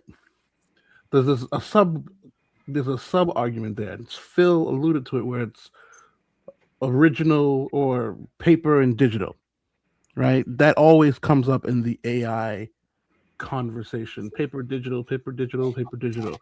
But I'm like, wait, there's artists that I see right now that are getting paid top dollar, top billing. They are not at certain cons. People aren't coming in, and all their work is digital. To the point, it looks copy and paste, right? So that it goes, but that's accepted. And then I go, but wait a minute. AI, you forgot to use the word a lot. There's a lot of a lot is artists. an understatement. A lot. My brain is going to two individuals, right? And I like their work. I like their personality. But the minute you see this individual's artwork, you're like, dude, this is a Windows XP screensaver with a hero on top of it. Full stop. But it's digital. You can see. You can't draw. You can draw on paper, but this is digital. But then I go, okay, outside of the plagiarism that AI came on the game with, right? Because that's the main thing. That's the main crux in everyone's craw. The plagiarism and the ease of the plagiarism, where I can say, take my Sexual Chocolate logo and make it look like Dennis Cowan drew it. Boom. It goes back to what Phil said. It ain't gonna look the same. It ain't gonna taste like grandma's cooking, but it'll be close. If you've never had the source, you can pass this. But outside of that, I don't. Maybe because I'm. Here's the thing that's kind of interesting. I don't see what the issue is outside, and it's not. I don't see, because I'm like, it's tools, right? Because I go back and I think Photoshop. Photoshop has a litany of tools. Every single one of those tools are aggregated inside of AI. Right. Imaginos Workshop actually makes the point I was trying to make. Tim brought up Photoshop and Clip, but you still have to have drawing skill to create. No, agreed. 100% agreed. So that's what I was alluding to. So outside of the plagiarism and the prompting, right? So the prompting of take my logo and say X this. If you're using it to assist, like I said, we're not going full Francis Martina where you literally just say, thank you, DC. I'll take your $300,000 check and go and say, make me a Superman cover. Boom, here, go. No, but you're like, listen, I ain't got time for all of that. Make me some backgrounds that look like New York City. And then you take your digital pad and you draw it up and you call it a day. I don't see what the issue is. You know, it's kind of interesting. And this is not a new debate, right? In the art world, in the art world in general, not just comic books. Phil made a good point. A good analogy where he talked about, you know, sampling in hip hop. And that got rectified eventually over time, where sampling became less necessary. But why did it become less necessary? Well, you had computers that can create beats. Like when you sit there and you go on a computer and you're mixing your own music, and you said, "Let me hit this 808 beat drum," right? And you got the 808 beat. Where did that sound come from? If you say, "Hey, let's do this piano sound and let's mix it with this 808," someone had to input that sound. Someone had to. When you say, "Give me a salsa beat," you know, you have your old keyboard. Give me a salsa beat, and then it plays a salsa beat. Someone had to input that salsa beat, and you may do new arrangements with it. You may add to that. You may layer it with other beats and other sounds and other, you know, instruments, but you're layering it with stuff that was pre-recorded from someone else. And you may make something completely new, and something that no one can claim as being theirs. But at the end of the day, the argument with AI, when you go, look, if you use it even for the smallest thing, it drew from a million different subjects to make that small thing. It's no different in music. You drew from other sources to make these sounds, and that you're mixing together. So Paul, let me say something. You ever see that? You ever see that episode of Bill Cosby when Theo tells his dad how he just wants to be regular people? I'm about to talk to him about Bill Cosby. That is the most ridiculous analogy on the planet. So that's not how. No, it's not, because I actually work in a field. I actually work in a field where AI is a subject matter. I'm not talking about the AI part. I think you're on par with the AI part. So for those people who've never touched the SB1200 or MPC, that's not how sampling works. That is not how those particular sounds work or whatever. So I think what happens is a lot of times we like to use that to oversimplify that. That is not how that works. So as somebody who actually has record credits, I'm well versed on saying that's not how that works. The reason why the sampling was an issue was because for hip hop it was a necessity to use that as the creation. The problem was that these artists were not getting paid for their particular work. Sampling, absolutely. Now here's the flip side of that. Now sampling, it wasn't that people didn't need it no more because of the innovation, because people still flip sounds, take drums and things of that particular nature. And so I do see where there is there's a correlation between that in the AI situation. And I think, you know, the good thing, there's pros and cons, and I think that these are healthy debates. And I think that there's nothing wrong with having these debates. And I feel like we should have these particular debates, you know, more often. My only issue, like I said before, is that I just know that it's just a slippery slope with certain particular individuals, because we have found that there have been artists who will sit there and it just isn't theirs. And of course, I'm not sure that's what Tim is obviously throwing it into such and such. Like, so when I look at what he's doing, I look at now the analogy for what Tim is doing. You could take the hip hop reference, right? So you can sit back and you're saying, I'm doing this in Procreate or Photoshop, but he actually has the drawing skills. And then you're going into a different layer where you're sitting back. Okay, I'm gonna throw this on there. Okay, I don't like the way that look. I'm gonna bring this back, and then I'm gonna put this in. Then I'm gonna come back in. So with that, I look at his process. Excuse me. Yes. Is it okay if I share my screen while you guys are talking? Yeah, because I feel like we're narrating the skill level. What you're doing right now. Absolutely. Yeah. No. Look, let me say this while y'all doing that. I got nothing to say. Y'all, not only you're making great, important points. Right. My issue, I'm gonna tell you my biggest issue. Again, some people gonna use it, some people not gonna use it. For sure. One thing everybody agrees with: this technology is not going anywhere. It's not going nowhere. No, but the thing that I'm tired of is we're not talking about it. There's no nuance. There's no nuanced conversation. It's like it's life a doesn't blatant work that way. conversation. No, and I think that's the part that I'm getting out tonight, because nuance. No, we're having it. We're 100% having it because like there's the blink, and that's why I said full stop. The plagiarism, the prompts to hide, and the uncredited imagery or mockery is wrong. Full stop. I'm not debating that. I'm not touching that. That's wrong. 100% wrong. Outside of that, I don't see what I'm not saying that anyone else is. This is just me and my vision because I'm reading the chat, I'm seeing the conversations, and obviously this is not something that's new. That Tim Felder brought it. No. This is something that's been permeating in our culture since the inception of AI. For sure. If you're not using it with those two, malicious intent, right? And I say malicious intent on purpose because I don't care who you are, and this is where I will absolutely get on my soapbox. I don't give a damn who you are. You go in saying I'm whatever reason I want this person's my idol, make it look like so and so. Wrong. Get them out of here. Go into the Matina box. You go in there saying, "Listen, I'm gonna do this." Put some words together. And when it comes, someone like Phil says, "Oh, that's nice. Can you draw me give me a sketch? You give me a remark." And you sitting there pulling out a printer because your ass can't draw. Throw them in the Matina box. 100% wrong. Outside of those two extremes, because I feel that AI gets wrapped into the salacious, he copied, which is still wrong. But outside of that, I don't see. I mean, like I said, and maybe because I'm coming from a tech background, right? AI is nothing but an aggregate of tools, right?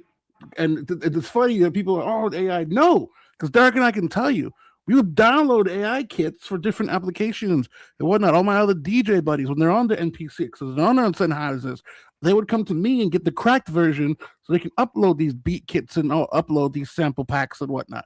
So I'm like, we've been using it for how long? Outside of the negative connotation, I don't see what the issue is with it. Yeah. Let them rock. Yes, especially if they're really using not going away. I literally sat through a webinar today on my job about the use of AI. There we go. Literally. And how something that if I want to, I'm an attorney. So if I want to write a brief, a legal brief, and I want to summarize some records, as I do, if I've done for my entire career, and I have to read through 100 pages of records, and it takes me hours to read through that, summarize it, analyze it. It takes hours.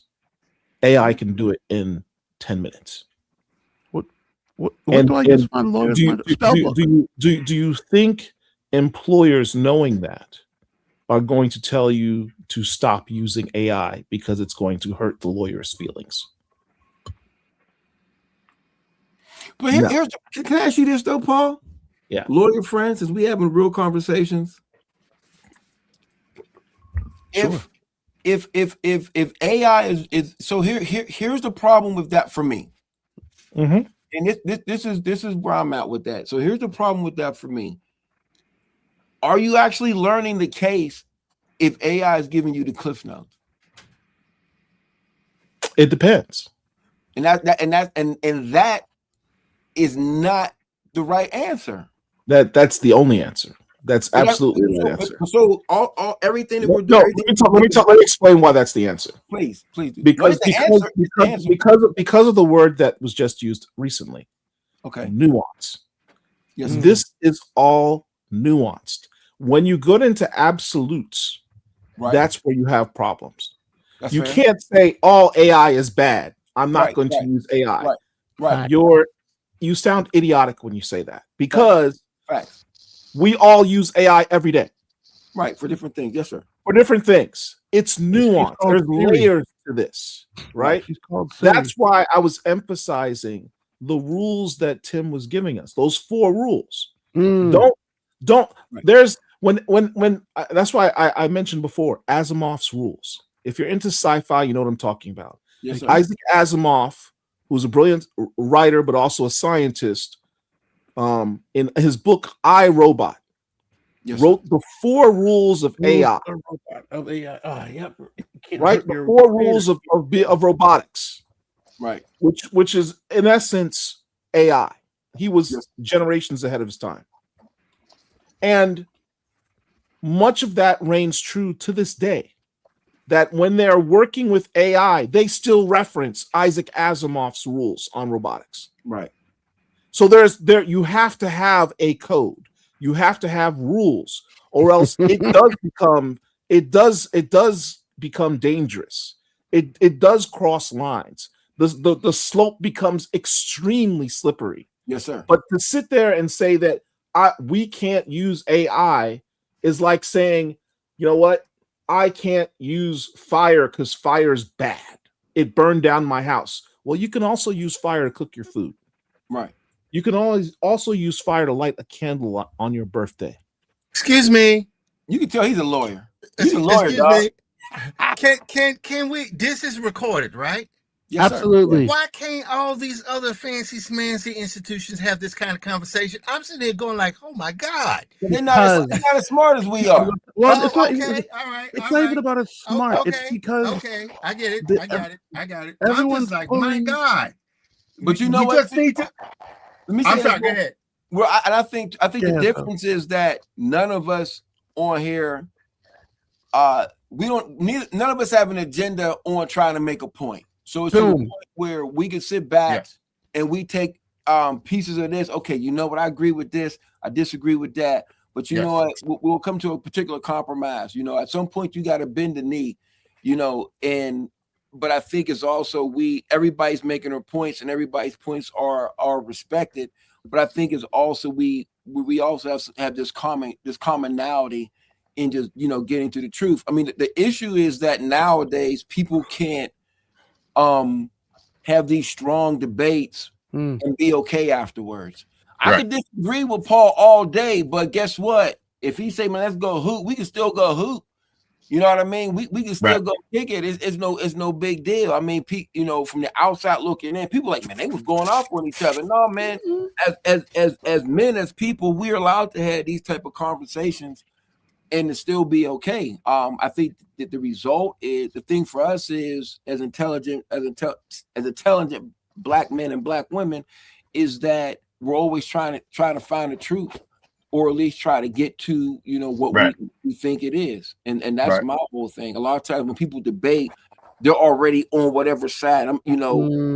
There people, and I can speak to this, people want to prove their point so bad that they'll double down on being wrong. Where that's, you know. So I would like to add something, Phil, if you got a second. Go ahead, Sid. Your audio sounds kind of crazy, Angel. Yeah, Angel, it sounds like you're underwater. Oh, hold on. And while Angel's getting her audio set up, Phil. We were talking robotics, so she put on her robotics voice. There we go. Phil, the one thing that I would add to your does it still sound? Everyone here, it does not still sound sounds like it's probably the AirPods. The one thing that I would add to your sentiment, Phil, is everyone here, including Tim, including our audience, actually cares about the creators. We care about the art. Facts. Right? So it's like me coming from a tech background, you coming from original art, different aspects, but at our core, you and I both want to make sure that people get paid, no one gets robbed, and the art and the culture is still moving forward in a positive way at our core. That's it. So it's not it's a debate, but it's not I'm gonna stay in my box. You sound better now, Angel. Oh yeah, there we go, Angel. Okay. So the question was asked why the conversation isn't on other platforms, and there's a more sinister reason behind it. If so, coming off of corporate, I've been in tech over 30 years, from analog phones all the way until last year in November, and working alongside the government and tech. The corporations don't want people to have an unspoken rule like the 4 rules of robotics or even with Tim's rules, which are very solid ways of dealing with technology. If there's not a consensus of unspoken rules, then there's nothing submitted into law to govern for those bad things that happen. Like right now, AI tech is used to take someone's picture and you can, make them nude. That's a huge conversation that's happening right now. Right. So if there's no consensus among society, because that's how a lot of laws come into putting on the books, is if there's not a common idea about something, then there's no catch up to the legal aspect of it. So corporations are quiet. The other side of it is also, because I'm a labor advocate, been doing that over 30 years as well. AI allows for that bridge. When you're a small business and you're not large enough to add, a certain amount of people to do work, because, labor costs, and you want to save, AI on all the platforms allow for you to fill in that time gap. So there's this huge fear because the economy is unstable right now. Well, if they're not going to hire me at $18, $20 an hour to do this work and the computer's doing it, how far will that go on a bigger scale? And it is happening with corporations. They are implementing AI. We hear it all the time. Call an 800 number. You're talking to a computer. And then sometimes right now, it is very difficult to even tell that it's not a person. Yeah. Yep. That's the technology is not going to go away. Establish rules. Let me speak to that. Tim's trying to say something. Go ahead, Tim. Go ahead, Tim. No. I don't mean to totally inject. No, go ahead, Tim. I was saying it to. I was speaking with a journalist yesterday. I won't go into his name just to protect his identity, and I was telling him that and this goes to what was just said. The trend goes, oh, this is going to eliminate jobs. It will. But the thing that no one wants to say, they're not saying, it's the elephant in the room. This technology will create more jobs. Yes, that too, but they say that. But there's the other thing. This is going to destroy companies. Mm-hmm. You guys see what I'm drawing, right? Mm. Now, I don't know how quickly I can draw. Do we have like another 30 minutes? Because I know we got to do a field second. You're good. Not only am I going to finish drawing this, I want to see if I can animate it. Bet.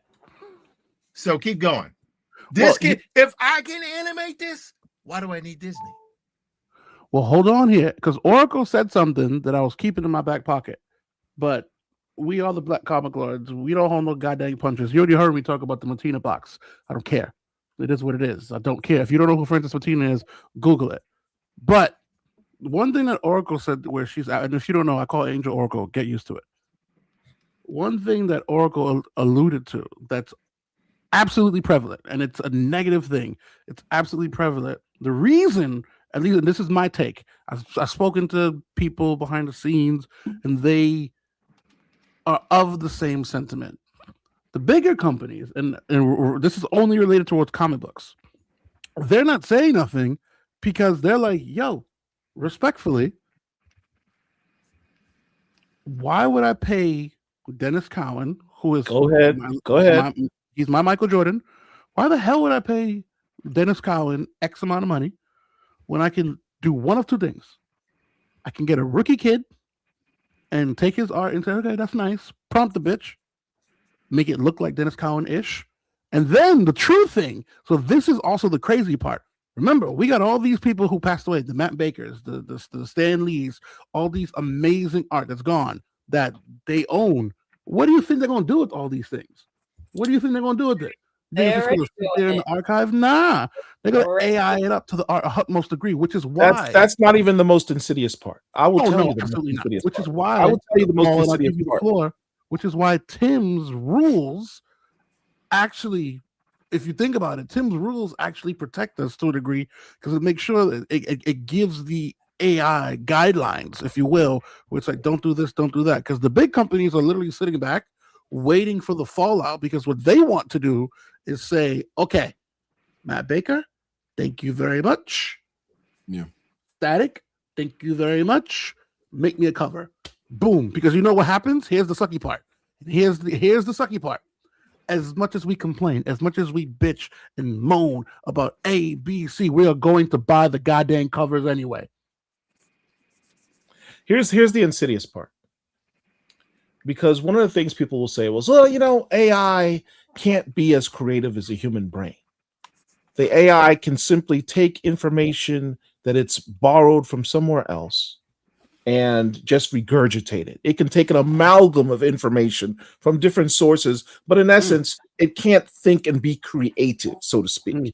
It can simply mirror what humanity has done, and it's not just a mirror, it's a prism.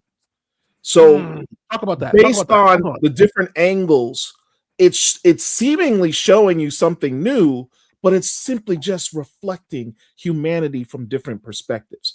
That's what AI is. So the companies say, well, look, let's find loopholes. I'm in the industry where loopholes is a thing.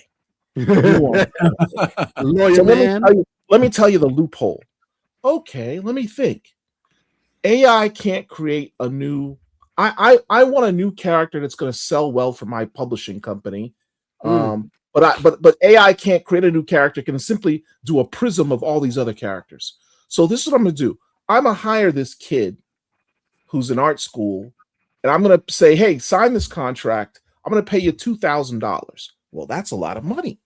$2,000. That's more money than I make in a week. I'll give you $2,000. I want you to draw me some character designs. I'll do some character designs for you. Oh, by the way, you're going to sign this little disclosure thing that says this is work for hire. So whatever you create in these character designs, you're not gonna have any rights to it. I don't care if I make $1 billion making this into a movie, you get no rights to it. Are you still gonna take the $2,000? Well, considering I gotta pay my rent this month and I'm eating ramen noodles last night, yeah, I'm gonna take the $2,000. So he takes the $2,000, he signs on the dotted line, he creates 4 different characters, brand new, never seen before, don't look like anybody else, creates a backstory. The publisher then takes that art, takes the backstory that was written, dumps it into AI and says, make me a freaking comic book. Boom. And the publisher doesn't have to pay any royalties to anyone. He can't copyright it. But who cares? He's still making money hand over fist with these creations, and he doesn't have to pay AI a single red cent. And that's the point right there. Right there. You said this something is right what there. I talk about when I say the most important thing about all of these discussions is nuance, and we cannot gloss over what Tim pointed out. He has 4 rules. Those 4 rules are brilliant, Tim, by the way. Oh, thank you. I honestly believe from a legal analysis, onto from a something moral analysis, from a common sense analysis, those 4 rules are a lot stronger than more people may realize. Very basic, but also on point in terms of the proper use, at least a bare minimum proper use of AI. Is there more rules that need to be layered on top of that? Of course. But you have to have at least a bottom level floor for the use of AI, and I think those 4 rules are perfect for that. So hold on. I want to take real this quick, up Chuck. Hey, real quick, Chuck. Let me ask you real quick, Paul. Can we do this real quick? I think that drawing is dope too, by the way. But thank you, man. Let's go into the second episode, and then we can Yes. come back, and then we can end on Tim's animation piece since he's putting. Keep drawing as we watch the second episode. Let's get to the second episode. So Go ahead. 15 minutes, right? 15 minutes, right? Yeah, I'm on my second episode, ain't but 12, so you good. Okay, I gotta move fast. All right, good. So let me say this too about episode number 2. So we saw how we started off with the first. Obviously, you know what? We're just gonna get right into it. It talks it does it for itself. we're gonna go right into hey Derek, I got it already sent over to you. So if we're ready, mute everybody. Episode number 2. And also, so going forward, y'all, they're going to be on YouTube. They're not available as of yet. Still working out with Kazra how he wants to drop them all. And in the next week, we're going to drop the last 2 episodes, and that last one is incredible. So this is just getting y'all up to speed. So Brother Derek, whenever you're ready, go ahead and drop episode number 2, my brother. I got it. 1 second. Oh. Phil for Collections in Black, and I want to welcome you to OAX Collections in Black All Access. If you've been watching in order, you just got done watching Thursday. Just give you a heads up, there will be one for Thursday, Friday, and Saturday, and Sunday. 4 days of access to what happened at the second installment of the Original Art Expo. That features me and some of your favorite artists and collectors. And we're just going to get right into what Friday looked like. So on Friday, me and Tristan wanted to get down to the special gallery early because we need to get set up because the show starts on Saturday for the general public. On our way to the special gallery, we passed by where they're handing out the people's badges and taking the tickets and you're still getting the information together. And we stopped and we were one of the first people to sign the posters. On one piece, I'm trying not to take up too much space, but I also want to have a space that's prominent so that when you see this, when you see the poster, you'll see our names on there. It was dope being able to do this and having my daughter participate, in this also.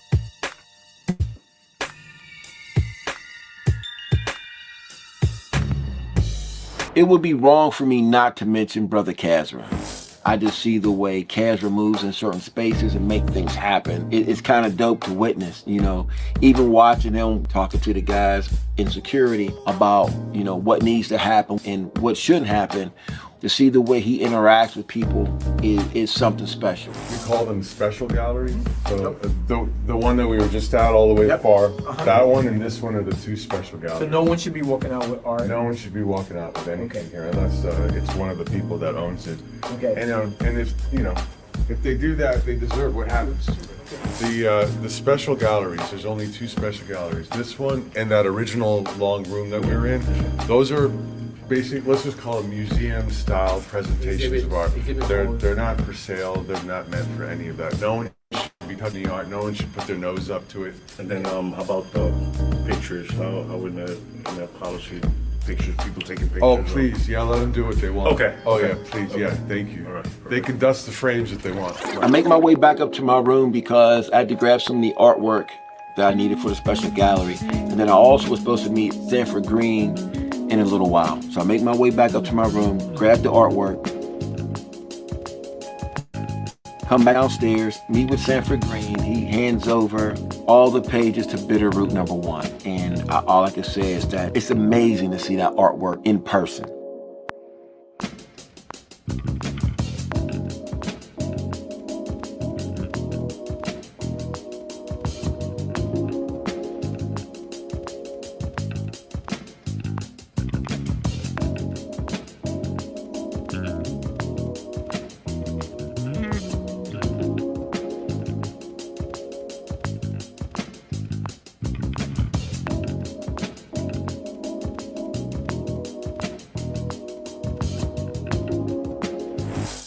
It's Friday, so people are bringing in their artwork and people are setting up and things of that nature. It's a teamwork situation. So one of the dealers that were coming in, they came in, they brought in a bunch of really, really incredible painted pieces. One of the pieces was a Frazetta piece. So we're going out there grabbing the boxes, and to me, it was just dope bringing that piece in and seeing that piece in person.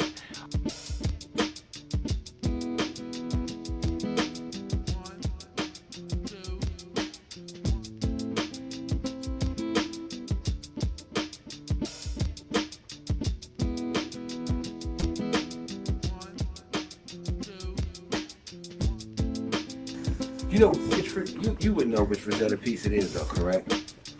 It's the Swordsman of Mars, if I remember correctly. Swords of Mars. Come on, man. Yeah. So that's crazy. Yeah. I don't even want to touch it. They're over there. Let's open up our shit, man. Yeah. Let's do that real Can I quick. go The find hell? okay to start that? No, we need some frames like that. You know, Frazetta is one of my favorite artists of all time. And to be in a gallery that not only has collections in black pieces in it, but to also have a Frazetta, like, within the vicinity, that was a moment where I almost fanned out a little bit because I'm such a fan of Frazetta, but that was just a dope moment. So at this particular point, my fam come in and, you know, we start looking at these pieces.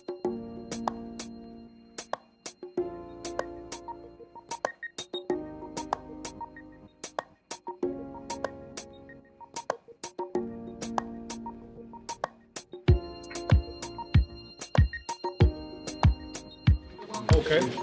Oh, Khalil? Khalil, yes. Bro, your collection? Let's do that again. Wait, let's do that again. I ain't like the way you came in. I need you to come in like this. I need you more shoulder. More shoulder. Say no to something. No, yeah. I need to take a moment to give this particular piece some context.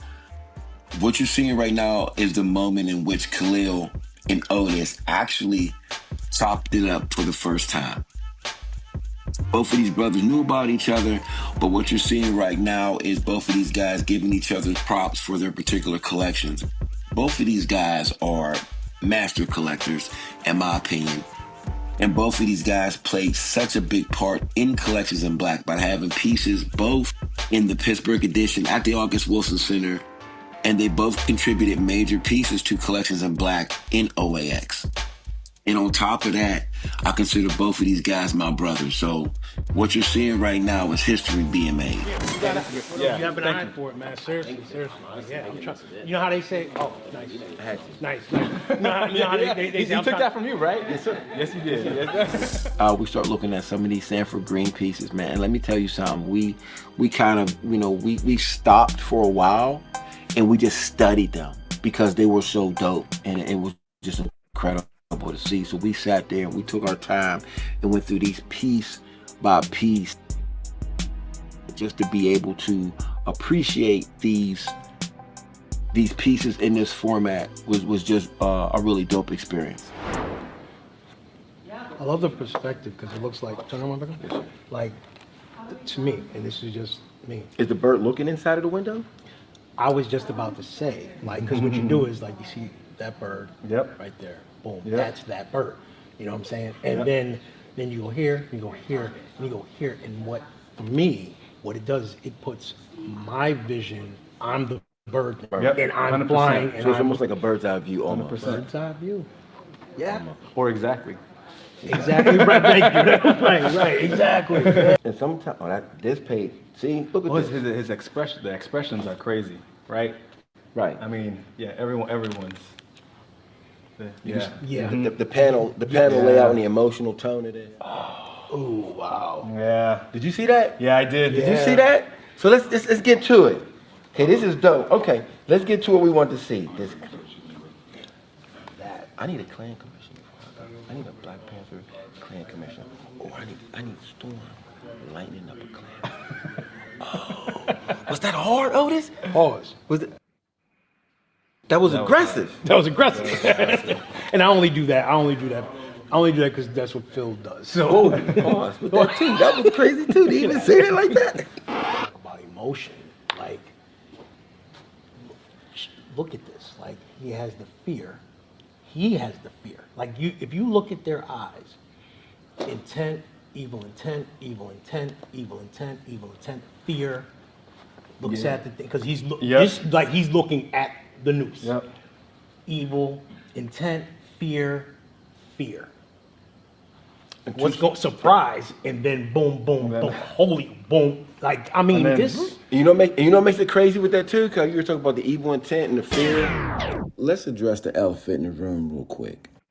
Why is my pocket sticking out of my pants? All right, back to the video. And the surprise, fear, and all that. How it switches. How he switches from how the emotion switches. You know what I'm saying? So it's like Sanford just showed emotion through artwork and it's so easy to follow. I'm like looking at this as if I'm watching it. Yeah. Do you know what I'm saying? Like Yeah. watching it take place. Right. And watch this. What a way to cap it off. What a way to Brother holding his neck.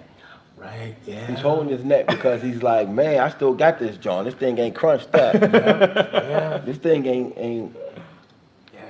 Yeah, man, he snapped on these. Yeah, that's crazy. I had to have think. I never asked, Let but me he see had that. to have kept that first issue. Man, That is amazing. 24 pages. Wow. Wow. Word. Issue 1, baby. It's You know, crazy how we hopefully look they at the see blackest that. art in here. Ain't nothing but the brothers in here. I just count all the white folks left. When we start talking about this shit, like, no. And look, just like clockwork, that's how God works. And then all of a sudden they come back in. On Friday, we plan to put up all of the artwork, but all of the hooks that we needed in order to do that were all laid out on a table in the room we were in, and they all ended up missing. Like, we have no idea where they went, and we really needed that since we were in a time crunch. Since we weren't able to actually put them up, my dad and Khalil ended up framing and putting everything, kind of just laying it where it needed to go for Collections in Black. Let's figure out how we want to lay ours out. Yes. Okay. That's the important part. Yep. We kind of sit back, we start laying out the artwork, and we start looking at it. And I'll be honest, I think at this point, it started to sink in that this is really about to happen. But it's like, okay, this is day number 2. We're still here. This is a real thing. I was able to frame and lay out everything for the Bitterroot series. We had really expected to put most of our stuff up, if not all of our stuff up on Friday, because you know the actual OAX was actually Saturday, actually the very next day in the morning, early afternoon. The only problem was that the things that we needed to hang everything up with all of a sudden came up missing. Now, when I say they came up missing, I'm only saying it because we had them all laid out. They were there. Come back, they were gone. But that was a problem that we were going to have to deal with on Saturday.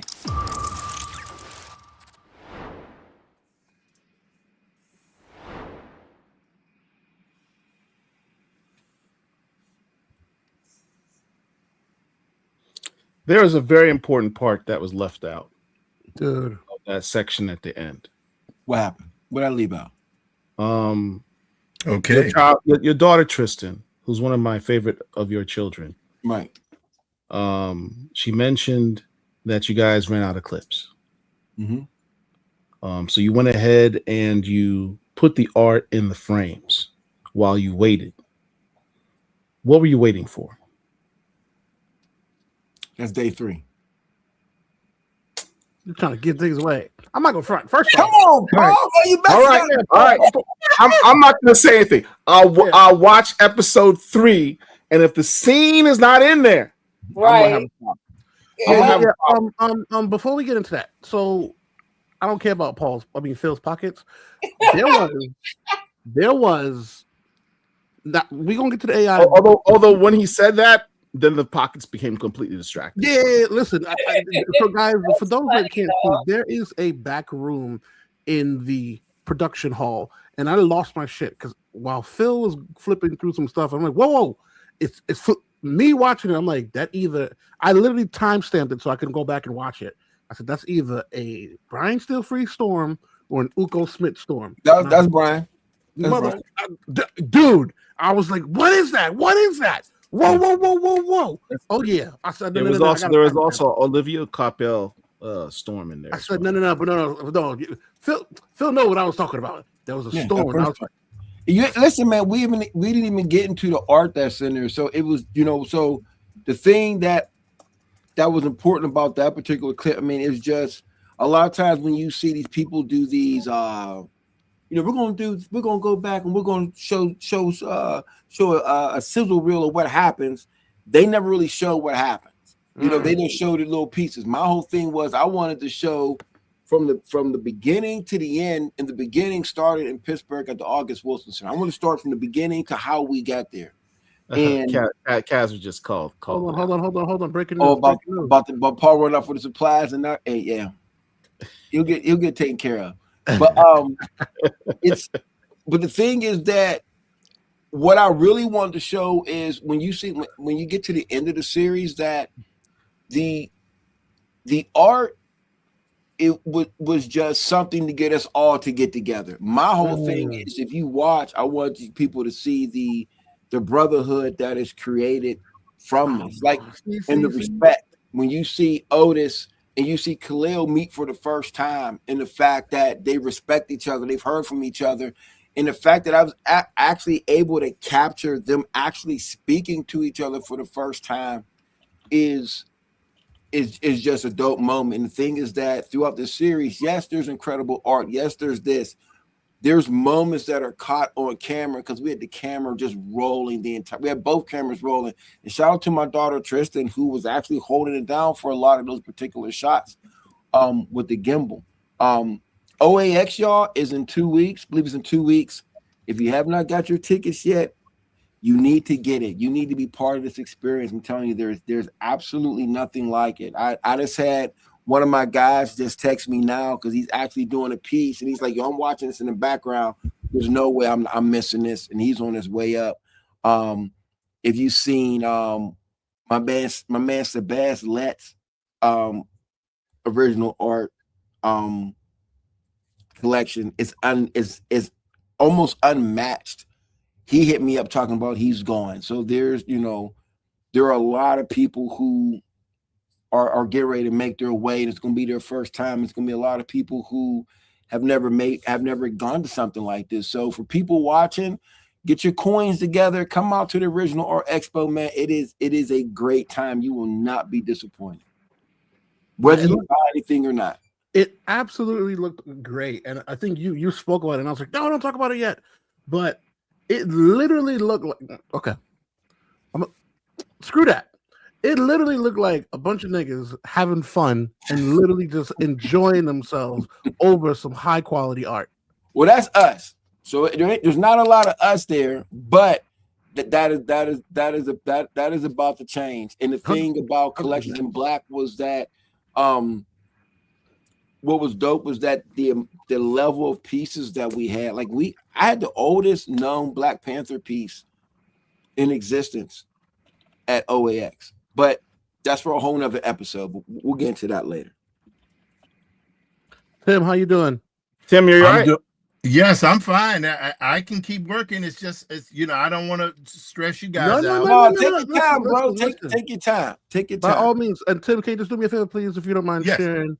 Yes. I knew that. Hang on one second. You are fine. To that, share screen. That brother robot looking coming together. How to share screen. Okay, there we go. There we go. Okay, that brother robot coming together. There we go. All right, good. So basically, just to give you guys an update. So what's happening here is I have my backgrounds here. This is a bridge. This is the back city. And this is the clouds, right? And then we have a sky. And what will happen here is I'm doing two things at the same time. I'm prepping the artwork to be used as a prompt, but I'm also in the process of doing that, creating my keyframes. Okay. So what will happen? Yes. I was gonna let you finish. I was gonna say, Tim, are you ready to be the forefather of AI art, or at least the creator of the I am. You're laughing, but Paul said something, and you may have glossed over, but he's not wrong. I mean, because this encompasses kind of everything that myself and Phil and Paul and Oracle was referring to, where you're utilizing AI as the tool, yes, but it's your skill that shines through first and foremost. It's your thank you. I appreciate that. Like you're still drawing, you're still putting in work, right? So if someone puts dollar bills behind you for a commission or a comic, they're not getting a paragraph converted into, code. They're getting legit art from you as well. Like they're getting not even as well. They're getting art first and foremost. That maybe a little help.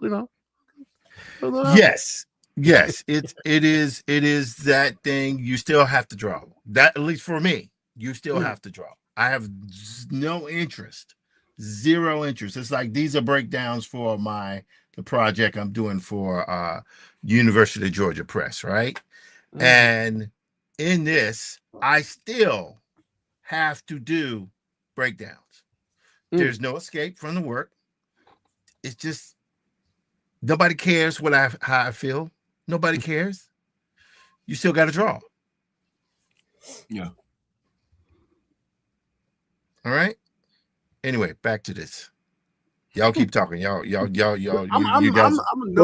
Tell us what we're looking at here. Tell us what. Give us a play-by-play. Which one? Give us a play-by-play. What exactly are we looking at for those of us who are? Okay. So Black Prince is a story about a man named Prince Rivers. And it is just going to be like 130 page graphic novel for University of Georgia Press with a Civil War historian, Stephen Barry. And we've been working on it since last year, and I'm getting the breakdowns were approved last week. And now I'm actually physically drawing and, doing my thing with the comic. So that with a graphic novel. So that's it. So what you guys are seeing here are simply the breakdowns for it. So I'm doing that, and I'm also doing the comic as well, my adaptation of W.E.B. Du Bois's project, his book. So language, this would be the stems, if you will. Yeah, one of the things John Jennings always mentions is the fact that W.E.B. Du Bois is not recognized enough for the fact that he actually did science fiction. He is, as along with I forget the lady's name. He is one of the foundational Afrofuturists. I think he, along with H.G. Wells, is one of the pioneers of post-apocalyptic fiction. Because that's all the comic is a post-apocalyptic drama, and as is H.G. Wells' The Time Machine. That's what I'm saying. And they were contemporaries, by the way. Yeah. So apparently what I was told by his great grandson is they knew each other. Wow. So yeah. I'm sorry? I said, no way. That's what he told me. Hey man, I'm just some guy trying my best to hang on, and trying to do the story justice. But anyway, so what I was showing you guys here, let me go here to this one. I'm going to fill this. All right, we're going to go here behind there. Now I'm going to go here, and I'm going to do that. So now what I can do is, all I'm doing now is just adding gradients. And the reason why I'm adding the gradients is when I begin to apply tones, I'm giving the software something to work with. I'm telling you what I need. Those lines on the screen, that's your handwork. You mean what I'm drawing?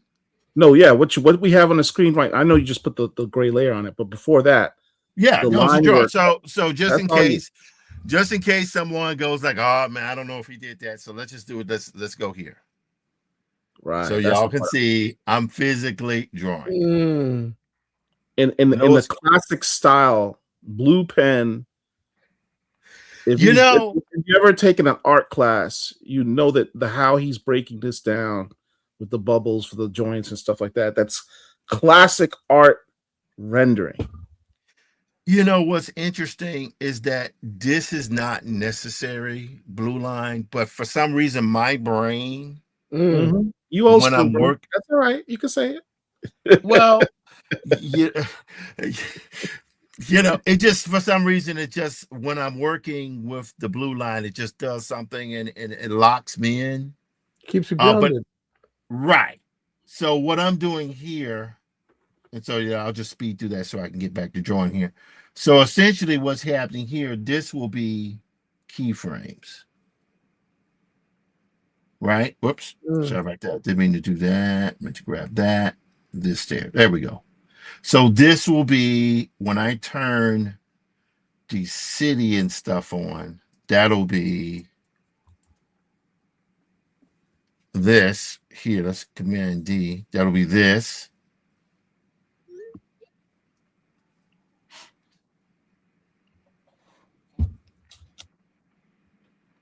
See, I'm watching you do it, and for me, my brain immediately goes back to remember back in the day, the old Disney movies, and they would when you get to the end, they would show you how they would draw every panel and they would flip through it and it would you flip, Yes. you would see this kind of gives me reminiscence of that, where it's like here's the panel, here's the background, here's the foreground, here's this, here's that. It gives me, it takes me back to that. Right. So what I'm doing here now is I'm trying my best to quickly finish this drawing here and then do very quick color flats, go into my software, add tones and rendering with that software, right? And then animate it. Now I could do that, or I can completely skip the process of adding tones in the software. I can just use what I have here and just animate that. Okay. So that's what I'm saying. This technology is the biggest threat as I see it. It's like if you're trained to animate or to design, just because you lost your job with Disney or whomever doesn't mean that skill goes away. You still have that skill. What's different is the first time in human history you have the ability to take your skill set and do everything completely in-house. That has never existed before. Do you understand what I'm saying? That means I don't need a movie deal. That means I don't need to pitch anymore. I just need to do it. Right. You see what I'm saying? And once I can do it, I can put it on YouTube. I can call up Black Comic Lords and say, "Hey guys, I want to premiere my movie." Right? I can share it on Facebook. And when you do that movie and you get to the end credits, when it's not going to be 10 minutes of end credits of 500 people's names from all over the world. It's going to be T.J. Smith Jr. and Chuck, Williams, and 20 minutes of time. Yes. But in you know what else? fact, an argument can be made, I believe. It's like we just saw Phil's film. That's programming. That's programming. That is programming. That's mainstream entertainment. That's what that is. You understand what I'm saying? There's nothing out of the ordinary about it. You know how it used to be, remember what they used to say about desktop publishing? They used to say self-publishing isn't going to go anywhere. Well, obviously that was wrong. Well, yeah, definitely wrong with that. Same thing with this. So but you now know what, Paul, you're going to have entire studios that'll be made of one person or two people or three people. But the days of animation being done by 300 people, that's over. Paul, you know what else I see changing? We had a great run, man. Following, we really did. Following, that's over with now.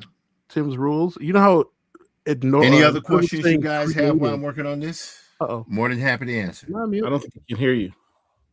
Tim can't hear me? No, you can't hear me. You can hear Chocolate.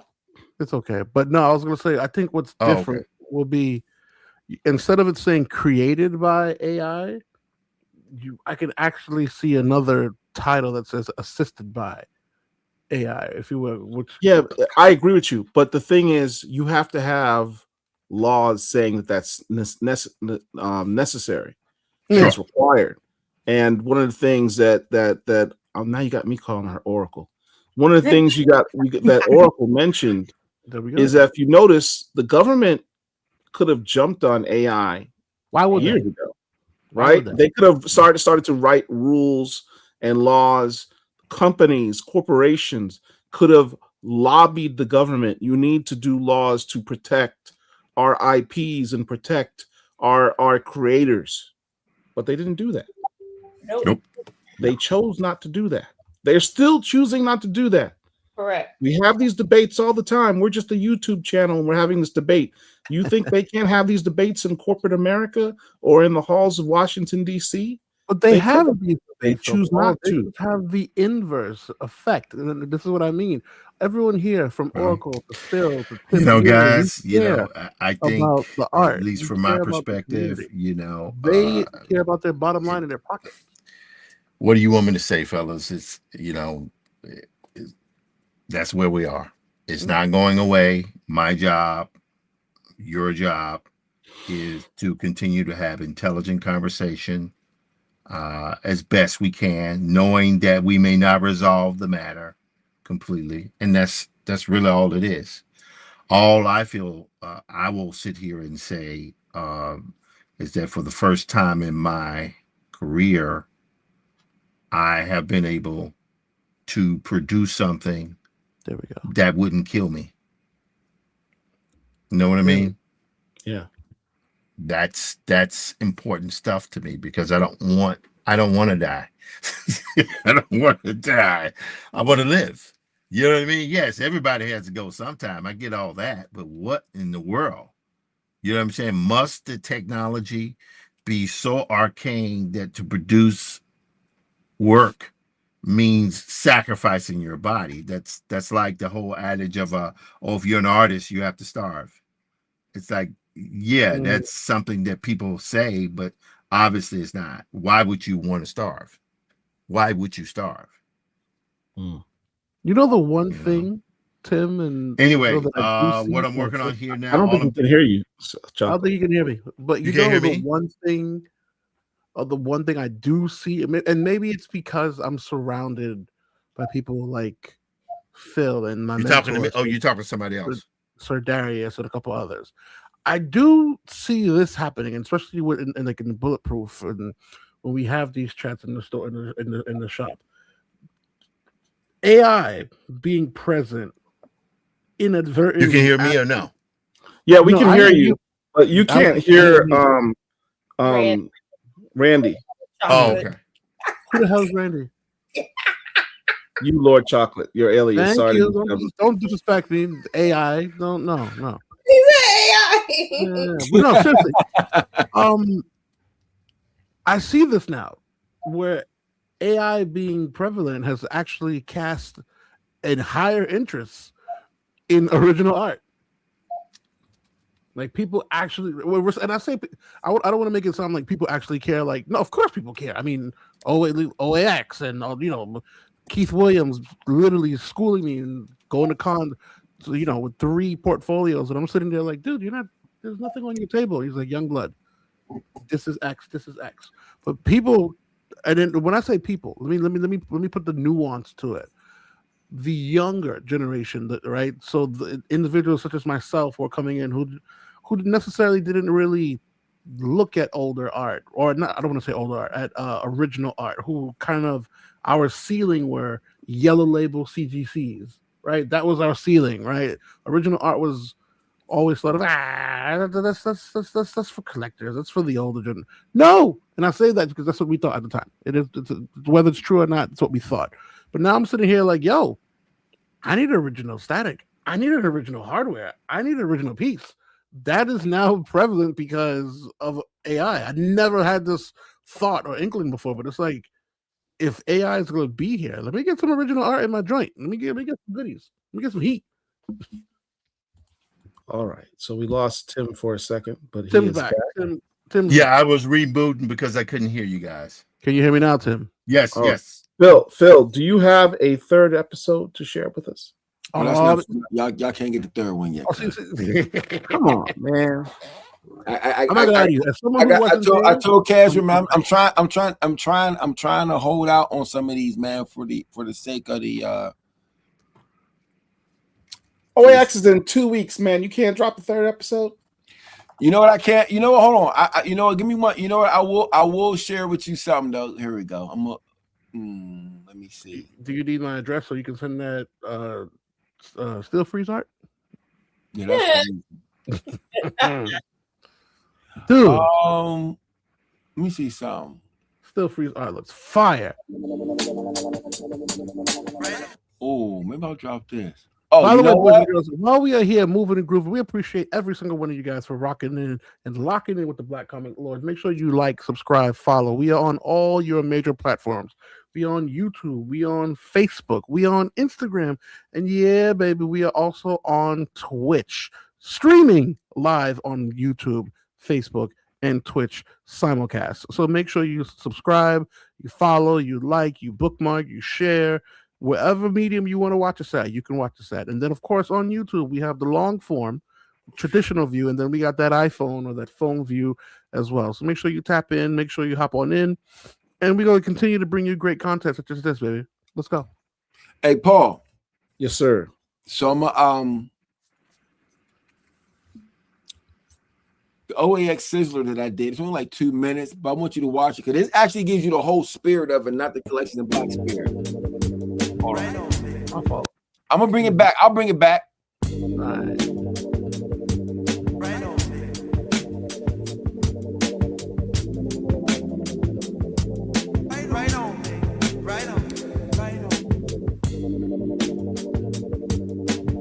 Oh, what is that?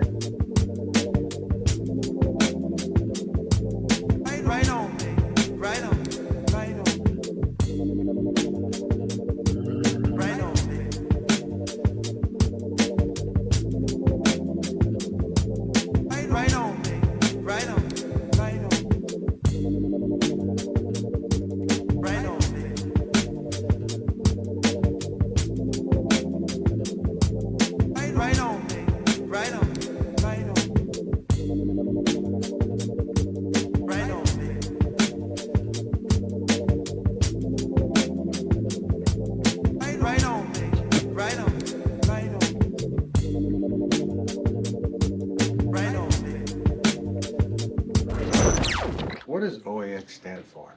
Oaxaca, Mexico, which is where we'd rather be right now. We can't be serious. You know, exactly. Like you just said, man, you just spent 6 months of your life. Come to OAX. Brother. I'm gonna spice up. I can't be serious right now.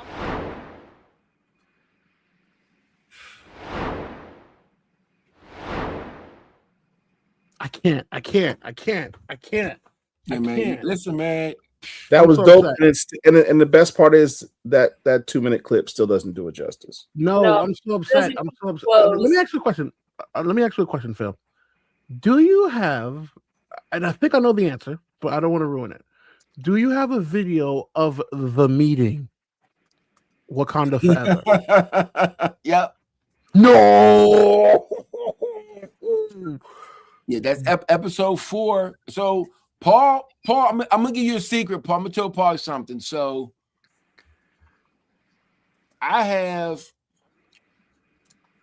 there was a moment where we were all in a Paul and Angel bring Still Freeze back. I'm actually walking. Me and Killer's on our back. They bring Still Freeze back. Stanford Green joins us, and we sat back there for at least an hour. Filmed the whole entire conversation, and just the information that was done there is unreal. So one of the issues that I was having was, if you notice, I tried to make these episodes. So episode number 3 is like 25 minutes. Mm-hmm. Every particular episode should have been way longer. So for instance, episode 1 was maybe almost like 45 minutes to an hour. I broke it down to 15, 20 minutes. Episode 2 was the same. Episode 3 was like 2. Episode 4, if I show you the original files, and the original lined up to.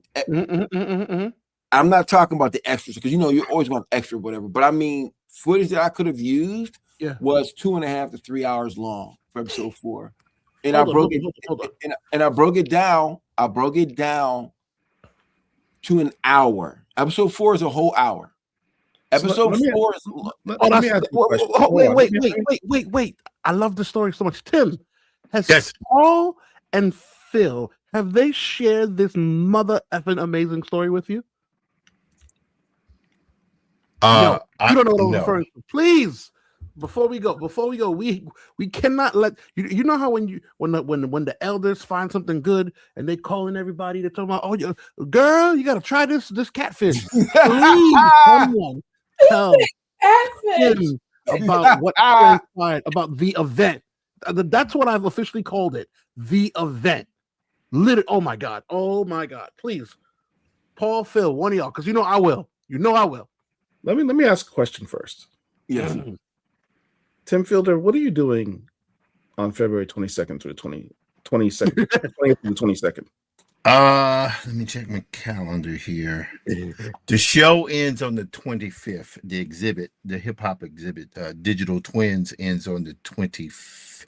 The 26th. All month, right? Yeah. Yeah, it's going all month. Yeah. I don't have anything scheduled. What am I doing on the 26th of February? You're gonna hop on a plane, come to Orlando, and ask Kazra to make you a featured artist at OAX. Wait, you got the dates mixed up. New York, it doesn't end until the 25th, is what he just said. Oh, it doesn't end until the 25th. Yeah, it's all February. Oh crap! You can't go. Yeah. No, he's already. So now that you've already broken his heart, can you please share it with the story of the event? I'm gonna let the lawyer talk. Which part? Which part you want to talk about? Which part? Listen, listen. I had a question. Most of the footage that you showed was from the second OAX. You had some dope material from the first OAX with Ken Lashley and Brian Steelfreeze. What happened with that? That's old news, man. That's Collections in Black, man. Listen. What? Let me explain how absolutely dismissive that statement was. You gotta pay a ticket to come see that, John, man. You gotta pay. Listen. I knew there was a plan. I knew there was a reason, because this man spent an hour walking around OAX with Brian Steelfreeze at having a deep conversation for an hour. Brian Steelfreeze. So you know what we'll do. I tell you what we'll do. You know what we're gonna do? Don't tell me you lost that footage, because I'll be big mad. Are you crazy? Never that. No. We had a sit down with Ken Lashley. If any of you have ever seen Ken Lashley in an interview or something, Ken Lashley got stories for days, and he has no filter. He's been around. He has zero filter, and he's the most honest dude. The stories he can tell about various things he's been through, people in the industry, are just incredible. And completely down to earth. Me, Phil, Otis were just captivated. So much so I actually forgot to film some parts, because I was just sitting there just blown away by stuff that he was saying. Right. Man, where's that footage? Ken Collections in Black, man. That's not for that, man. You gotta pay attention, lawyer, dude. This is about the OAX stories, man. You 2 years ago, man. That was OAX number one. He's trying to lawyer his way out this event. All right, you know this what? Is OAX. That's footage from OAX number one. Yeah, that has nothing to do with what we just did. That has nothing to do with that. Come on, man. You talking Star Wars? We Empire Strikes Back right now, man. Yeah. Why are you trying to get Greenland? Leave it alone. We ain't there. What you doing is you skipping to Empire Strikes Back. Right. No, I'm not skipping. You gotta come to the script, man. Listen. Let me tell you something. You gotta come to church. You gotta come to Jesus. Yeah, man, you gotta be there, baby. If you miss it, you miss it. Like we missed it. You never aired it. What are you talking about? I did air. You had to come to the theater. What? You can't give everything away for free, baby. That's crazy. Yesterday's price is not today's price. Hey, listen, recognition means nothing in a capitalistic society, my brother. Here we go. Want me to pay to watch the footage? You know what I should have done, Oracle? I should have said, AI, please tell Tim Fielder the story of the event. That's what I should have done. We don't have. It would have been done by now. I tell you what I will do though. I tell you what I will do. Just to appease this man. What I'll do is maybe I'll be so gracious and maybe I'll do something like maybe we'll screen pieces of Collections in Black, the original film. Being that I can control it now and control the quality. My issue was always I never liked the way things streamed on StreamYard.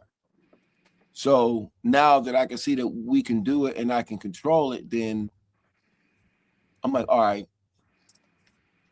You know, We can get around that. That's not a big deal. We can get around that. Why don't we air it in our subscriber channel? I don't know if I like y'all that much. So Oh dang!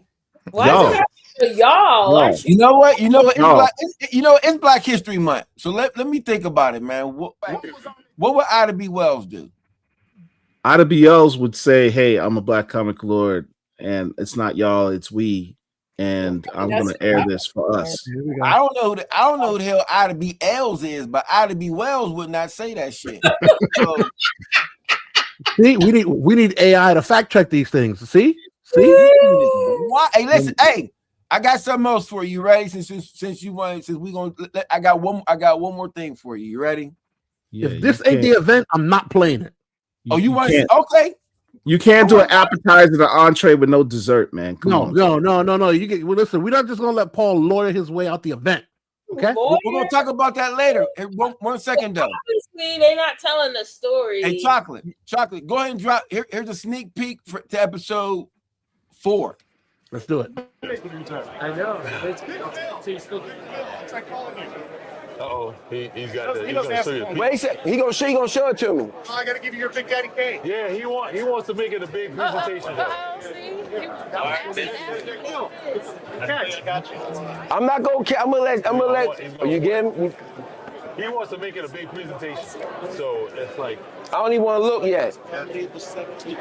All right. Like cover with a curtain and then. Back up some.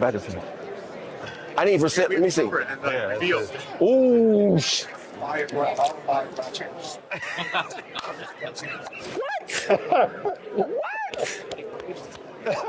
Hey, listen. Yeah, man. Yeah. Come on, man. You know, I was thinking about your face the entire time. That was the motivation. Like, how can I get him to lose his mind over this thing? How can I do it? How can I do this in an hour? That's nice. And the Nefertiti. You know what we're talking about. I know, man. I got this. I just want to say real quick. I need to take a photo of that too.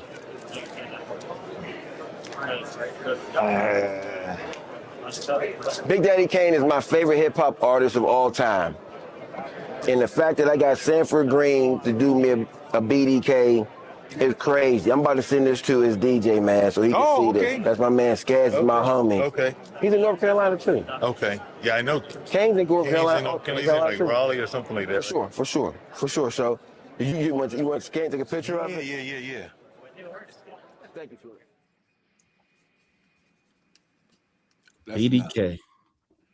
BDK. Wow. I'm not gonna lie to you, that was fine. That was tough. That was clear. I forgot about that. That was disgusting. Let me explain something to you. I forgot about that one. It's important that we understand context.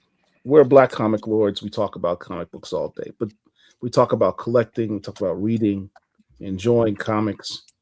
But there's a whole another world out there. There is a world beneath that world. And that's original art collecting. And the original art exposition in Orlando that's taking place in a couple weeks, it's the third one, is a celebration of that. You have artists bringing in their original works of art. They are selling them. They are showing them off for the higher pieces. Like, they're not selling a Frank Frazetta for, that's worth $2 million there. That's not going to happen. But they'll show it. You can get commissions from your favorite artist, the best artist in the world. You can commission them to do pieces for you. They have a free section where they will spend an hour. You can go to any artist you want and ask them to do a remark on any book or piece of art that you have. There's an auction where you can buy, where you can bid on some dope art. And I will say this. This is not going to your LCS on Wednesday and dropping your $4.99 for the latest issue of Spider-Man. This is the dollars that are being spent on these pieces are significant at times. One of the things you might have seen in the first video is Phil looking at the cover art for Weird Fantasy 18. Yeah, $250,000. $250,000. And that wasn't the most expensive piece there. No. That part. It was not. I was watching auctions in which people dropped 20 grand like that. I want that. Here, I bid on that. The bid's 10 grand. Do I have 15? Do I have 15? 15. Do I have 1750? I have 1750. Do I have 20? 20. Sold.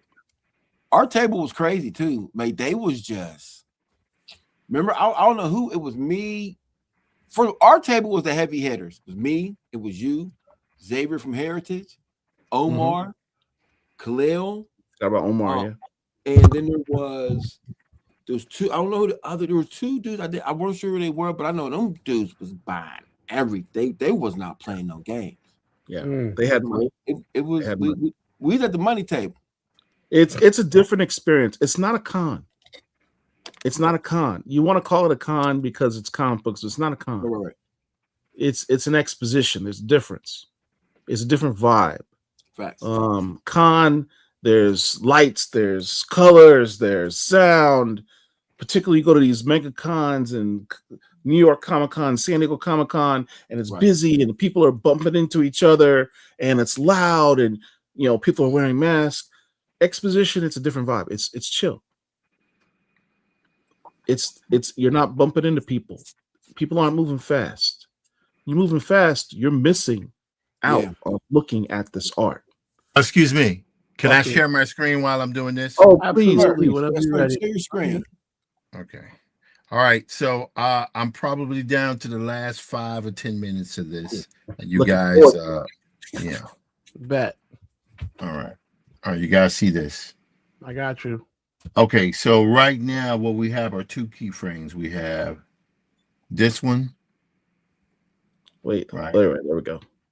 We have that one. Oh, wow. And then we have this one. Which is really 2 keyframes. All right. So I basically done my art, right? Now, if I want to, I can either go with this as the art, or I can enhance it a little bit in AI. But at the very least, I'm going to have the AI to animate the in-betweens between these 2 keyframes. So what I'm going to do here now is I need to export this single layer, and this one right here will be called, where is it? Frames. So here we're going to be called Jump B. Right? Okay, so we got that. All right, so now I'm going to go to my software called Higgsfield. Higgsfield is an AI aggregate program, meaning that what it does, it uses whoops, crap, I hate it when I drop my mouse like that. That is not good, but don't worry, we can just go like this. Oh, by the way, all the hums for my music are done right there. I won't play the hums, those are embarrassing. Anyway, so we're gonna go to Higgsfield. I mean, they're terrible. They're terrible. All right, so we go here. There's Higgsfield. Okay, this is where I am here. Let's see, am I logged in? Yes. And we have plenty of credits because they just ran my damn card. Okay, so we're going to video. Now, I could use this video, or I could go here to Cinema Studio. Vibe Motion, that's new. That's a new module. So, for example, I had this This is a ship that I modeled in 3ds Max, and I put out 3 renders. So you see what it's doing? So there's only 2 frames, but it's animating everything with this prompt based upon my drawing. This was done for the 2018 Maddie's Rocket Calendar, which I never printed, but I did all the months, the whole thing, right? Can you guys see this stuff? Yes. Yes, Yes. you can. Yes, sir. Some of this stuff is horrible. Like, look at this one. Well, where is it? Where's the one where it's like they lose control of it? No, that's pretty awful. And plus, the front of it was really messed up. But that's anyway. This is what you're doing. You're working with this keyframe and that keyframe. These are all my illustrations. Okay. So what I'm going to do now is the following. I'm going to go to video. I'm going to eliminate these keyframes here. I'm going to start with a frame. I'm going to upload. Let's go to Brother Robo Frames. We're going to go to 1A. Okay. So that's there. Then we're going to go to 1B. Okay. Is that right? Yes. And then what we're going to do is we're going to change our aspect ratio to 9:16. So yeah, you can see there, that's really horrible. That's like something from Event Horizon back in 97. Anyway, so we're going to go here. We're going to go Control A. So since we know we are effectively doing these 2 frames, I'm going to say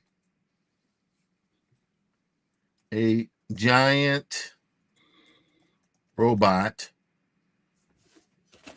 jumps out of the sky to the ground. Camera shake and debris float as the giant robot lands. We want that to be 5 seconds. That doesn't need to be 10 seconds. Okay, you ready? Okay. I guess we can do 4 this time. That'll be fun. All right, 20 credits. That's fine. So it's rendering. So in the old world, I would now be dying because I would have to be drawing. Can you use profanity on this show? Yes, sir. I would be drawing all of this shit. Oh, really? Oh, And I would really? check back with you in another 2 weeks if I'm still alive. Oh, This man. eliminates all of that. This allows me to do keyframes and then apply the software to do my in-betweens. Now, it's going to take a second for everything to come in. I'm sure some of it's going to be awful. Maybe we'll get one that works. I don't know, but we're about to see. Okay, it's in queue. Let's see what's happening. Whoops. Crap. It has me trying to generate. Oh, crap. I inadvertently hit another button. Damn it. I blew those credits. Okay, oh well. So then we'll have 4 examples. We'll see what would happen. All right. So that is what's going on. Now, I'm probably going to use this shot. So you guys should know this. I'm probably going to use this in Brother Robo since I've already set it up. Oh, here we go. Okay. So do we get the exclusive? This is basically what you're doing now. Go ahead and hit the button.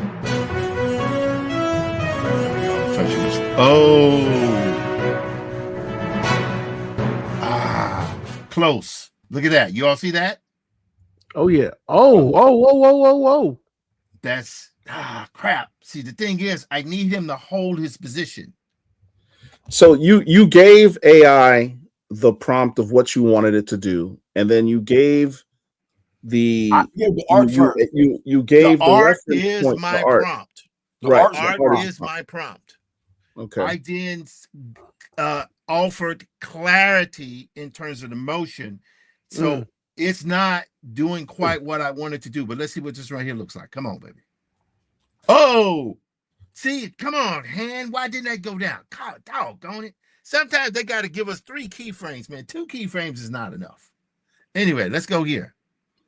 But y'all got to admit, that's pretty hot, though, right? Wow. Oh, close.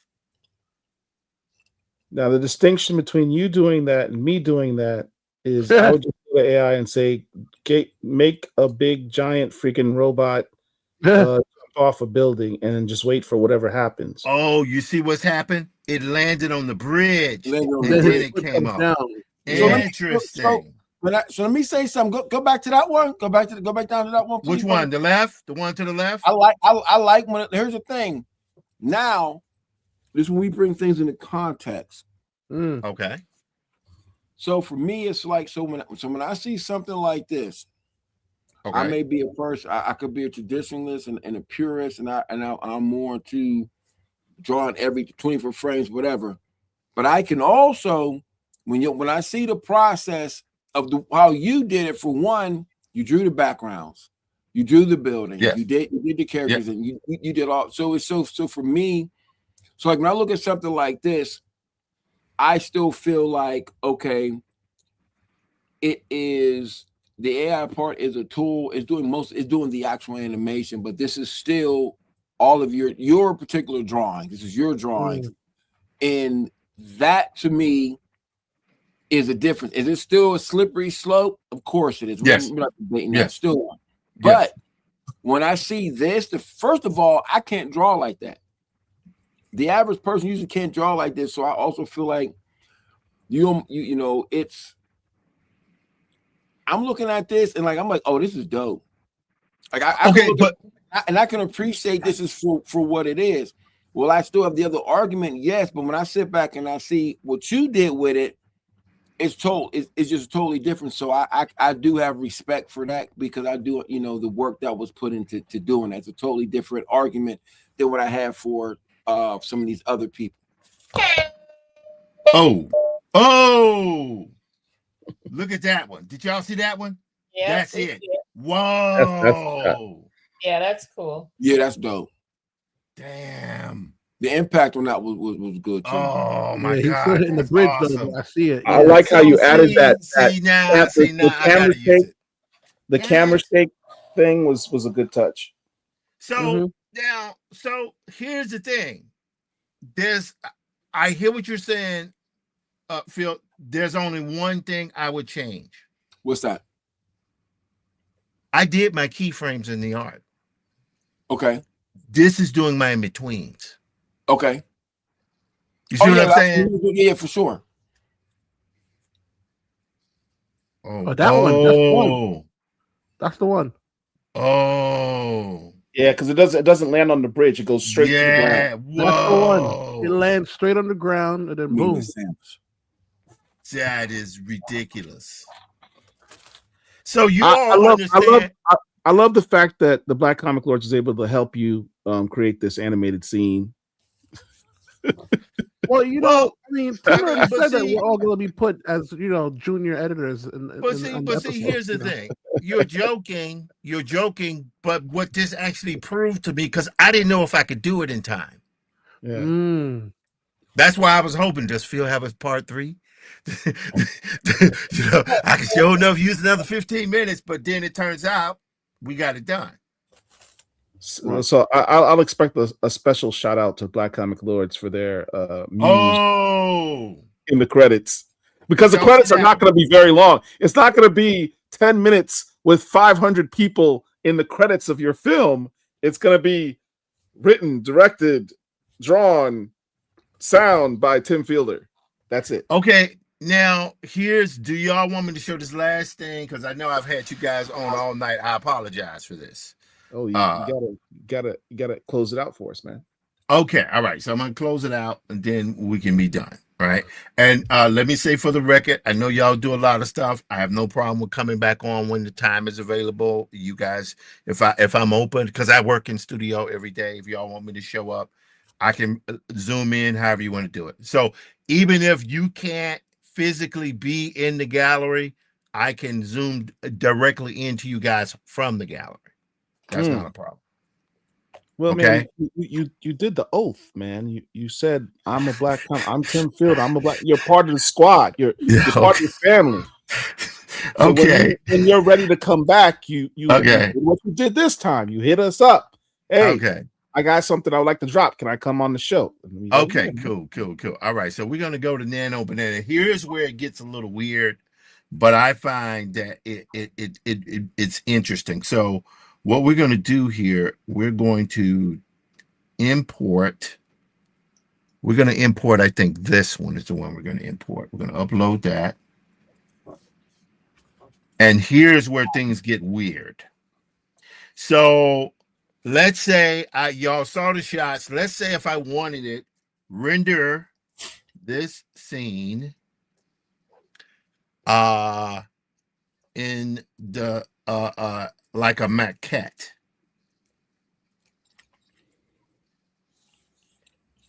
From an animated stop motion.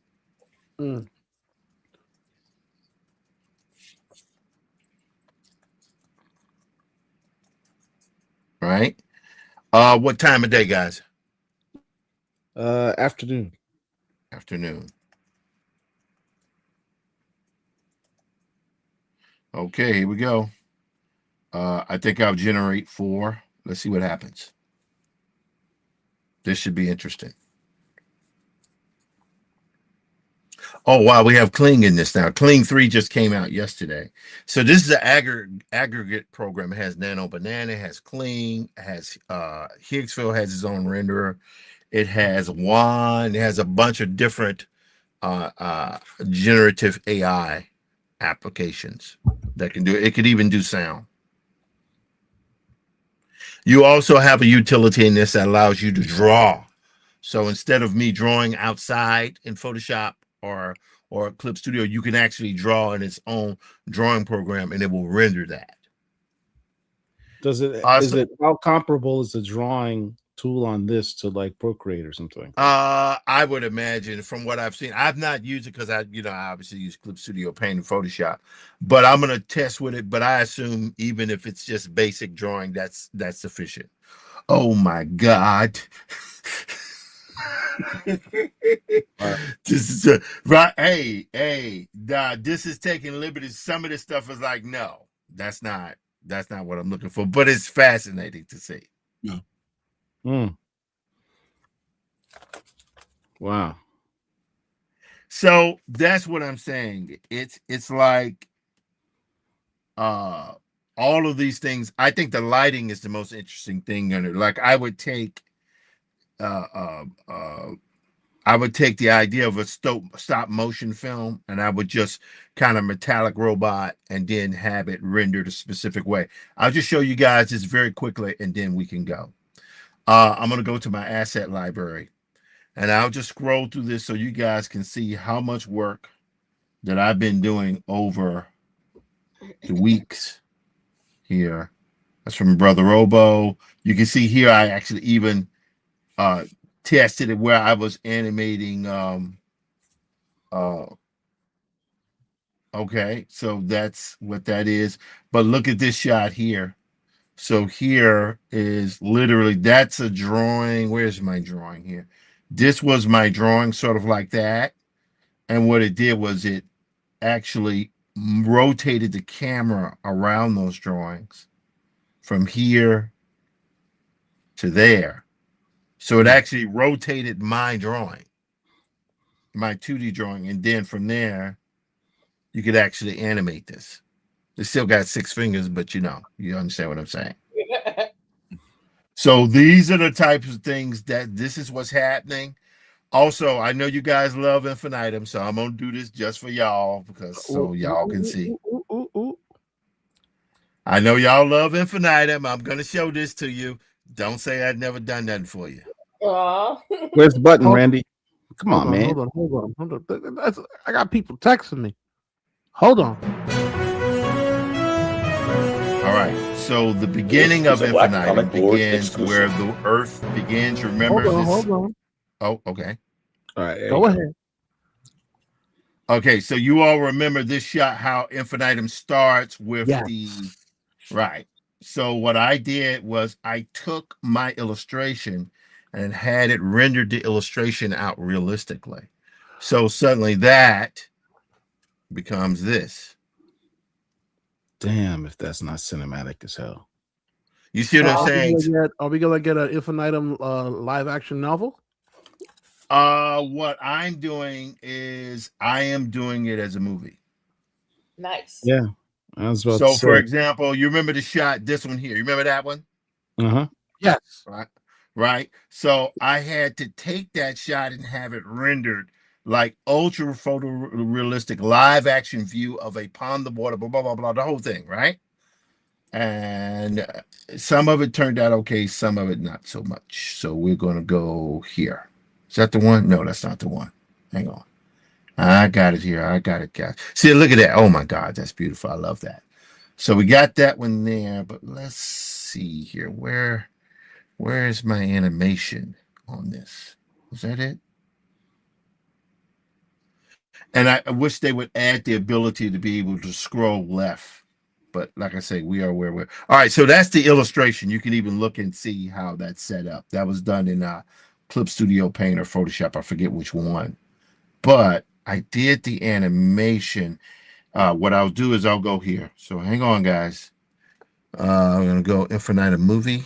Yeah, this will be good.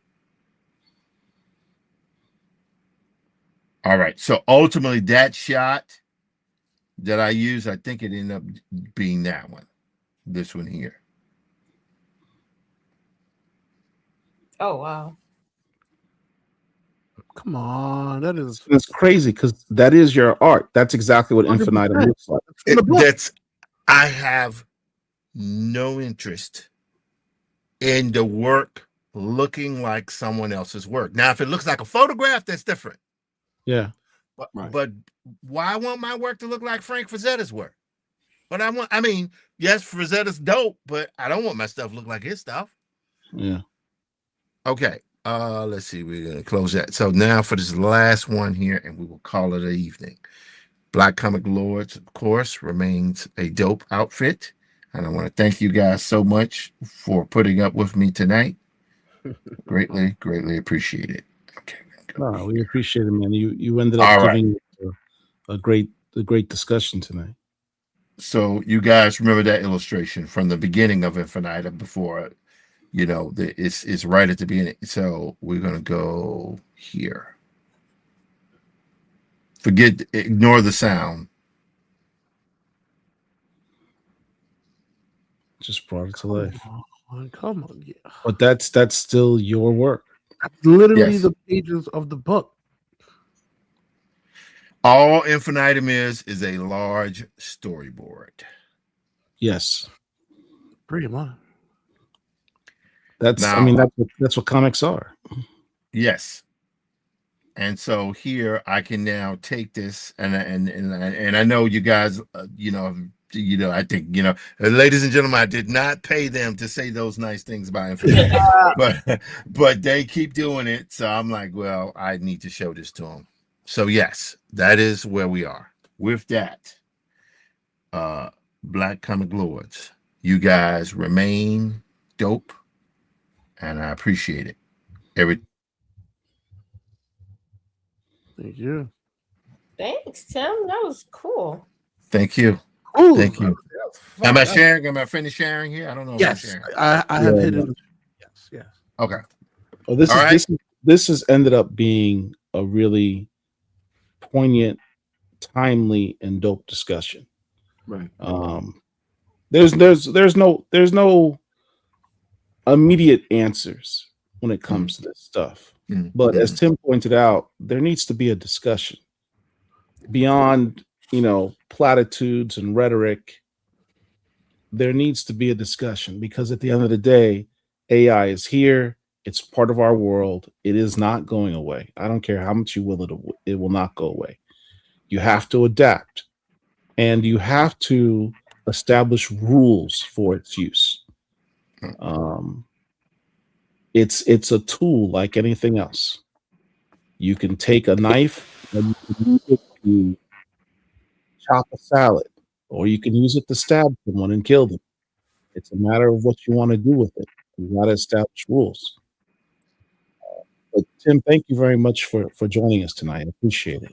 My pleasure. I would hope that if you guys want to have a further conversation, I would love to participate in a conversation with Daoud Anyabwile and Ndosi Anyabwile, because that Brother Man trailer they did the other day was pretty damn exciting. I was like, man, I'd love to see how that worked underneath the hood there. Y'all do need to talk, don't you? We do. All right, so we'll do a part 2 to this, and we'll bring them on in because let's see if we can let's see if we can do another round table. Let me know when I'm ready to talk. Most definitely. All right, thank y'all for joining us tonight. Appreciate your comments. Please hit the like button, share the video. If you thought this was dope, share it. Tell people about it. And we'll see you next time. We'll be on tomorrow night, Thursday, Storm Watch, first issue of Storm, Earth's Mightiest Hero, Earth's Mightiest Mutant, with Maria Ayodele. He's going to break it all the way down with his director's cut commentary of the issue. Yes, spoilers will occur. And be looking out for the footage, man. I'll let you know when we drop it on YouTube. You didn't tell us about the 3rd episode. You thought I was gonna let you slide on. We didn't talk about the event, so don't. Oh goodness. It is the next day. You still didn't tell us when you're gonna drop the 3rd episode. I ain't let you slide on that, man. 3rd episode next. We'll drop the 3rd episode on Wednesday. Okay, most definitely. All right, I'm gonna hold you to that. OAX Original Art Expo is on February 20th, Angel? Yes. 20th through the 22nd in Orlando, Florida. Go to their website, oax.com. Angel will be there. I'll be there. Phil will be there. Chocolate's punking out because he doesn't want to go fly down. Punking out. First, stop. No. I'm not going to allow you to do that. So hold on. So why will I not be there? Because I'll be with Tim. I know Fielder. you're going to MegaCon in the week after. No. Because I'll be with Tim Fielder because that was one of the NDAs that I signed on for. So that and I'm supposed to be there today, but I told you guys yes. So I told them I couldn't make it today because I keep my word. That's 1. 2, Friday, Mass Appeal, Nas, shit, Mass Appeal, whatnot. Back at it again. Okay, boom. I know you chose Nas over us. I get it. You damn right. I'm not gonna front. Yes, I said I get it. Yeah. February 28th, here in the Chocolate Factory. Myself, Joe Illidge, Joshua Swaby, Nick Draver-Isby, Stephanie Williams. I got her locked down in the only place you can get the DC History Milestone event. You can only get those books signed here, CGC event. And I got special guests that are literally waiting to come in. I'm about to rent a place. What day is that? February 28th. That's at the crib? Oh, yeah. That's at my crib. And you got me, right? Like, don't make me have to put in my order. No. Where's my event story? I got me. Now you need me? No. Where's my event story? Hey, chocolate. Yes. Yo, if I'm not spending that day and if it's not crazy up here, man, I might take the drive up. Listen. Joe Illidge, Nick Draper-Ivy, Joshua Swaby, Stephanie Williams, locked, sealed. I got special guests from Brooklyn who are just like chocolate. I want to pop in because your last event I heard was fire. The food, the libations, the vibe. I'm like, listen, I'm not P. Diddy, but ain't no. Let me ask you a question. Hey, chocolate, hit me up, man. Let me know, man. I'll come DJ in the living room, man. Listen. Let me ask you a question. I got my NX6 and my NS7 II here. What you want? So listen. You talking to a DJ as well? Let's go. You want some originals? I got some techniques. I haven't touched them, but we could get it popping. These mugs start talking about Diddy. We can get it popping. Listen. Marwan know what time it is. Marwan know. Listen, I ain't Diddy, but it ain't nothing. So if I hop on a plane, can I come to the crib? Oh my god! No, I'm gonna leave you outside. Like what? Hey yo, Moron, I need something chocolate. Hey yo, Moron Williams, that's crazy. Listen. Stuff like that. I want to know, can I come to the Chocolate Factory? That's what I want. Listen. Okay, guys, y'all gonna keep going. I gotta go to bed now. I love y'all. Thank you so much. Look at this. Y'all done run off Tim Fielder. You ran All off right, Tim listen. Fielder. Take care. Thank you. I know Bye. Tim ain't running. I'm running. Well, you Well, said hold Diddy. on, He's hold on, like, hold on. I'm out of this. Before we go, it's been a minute.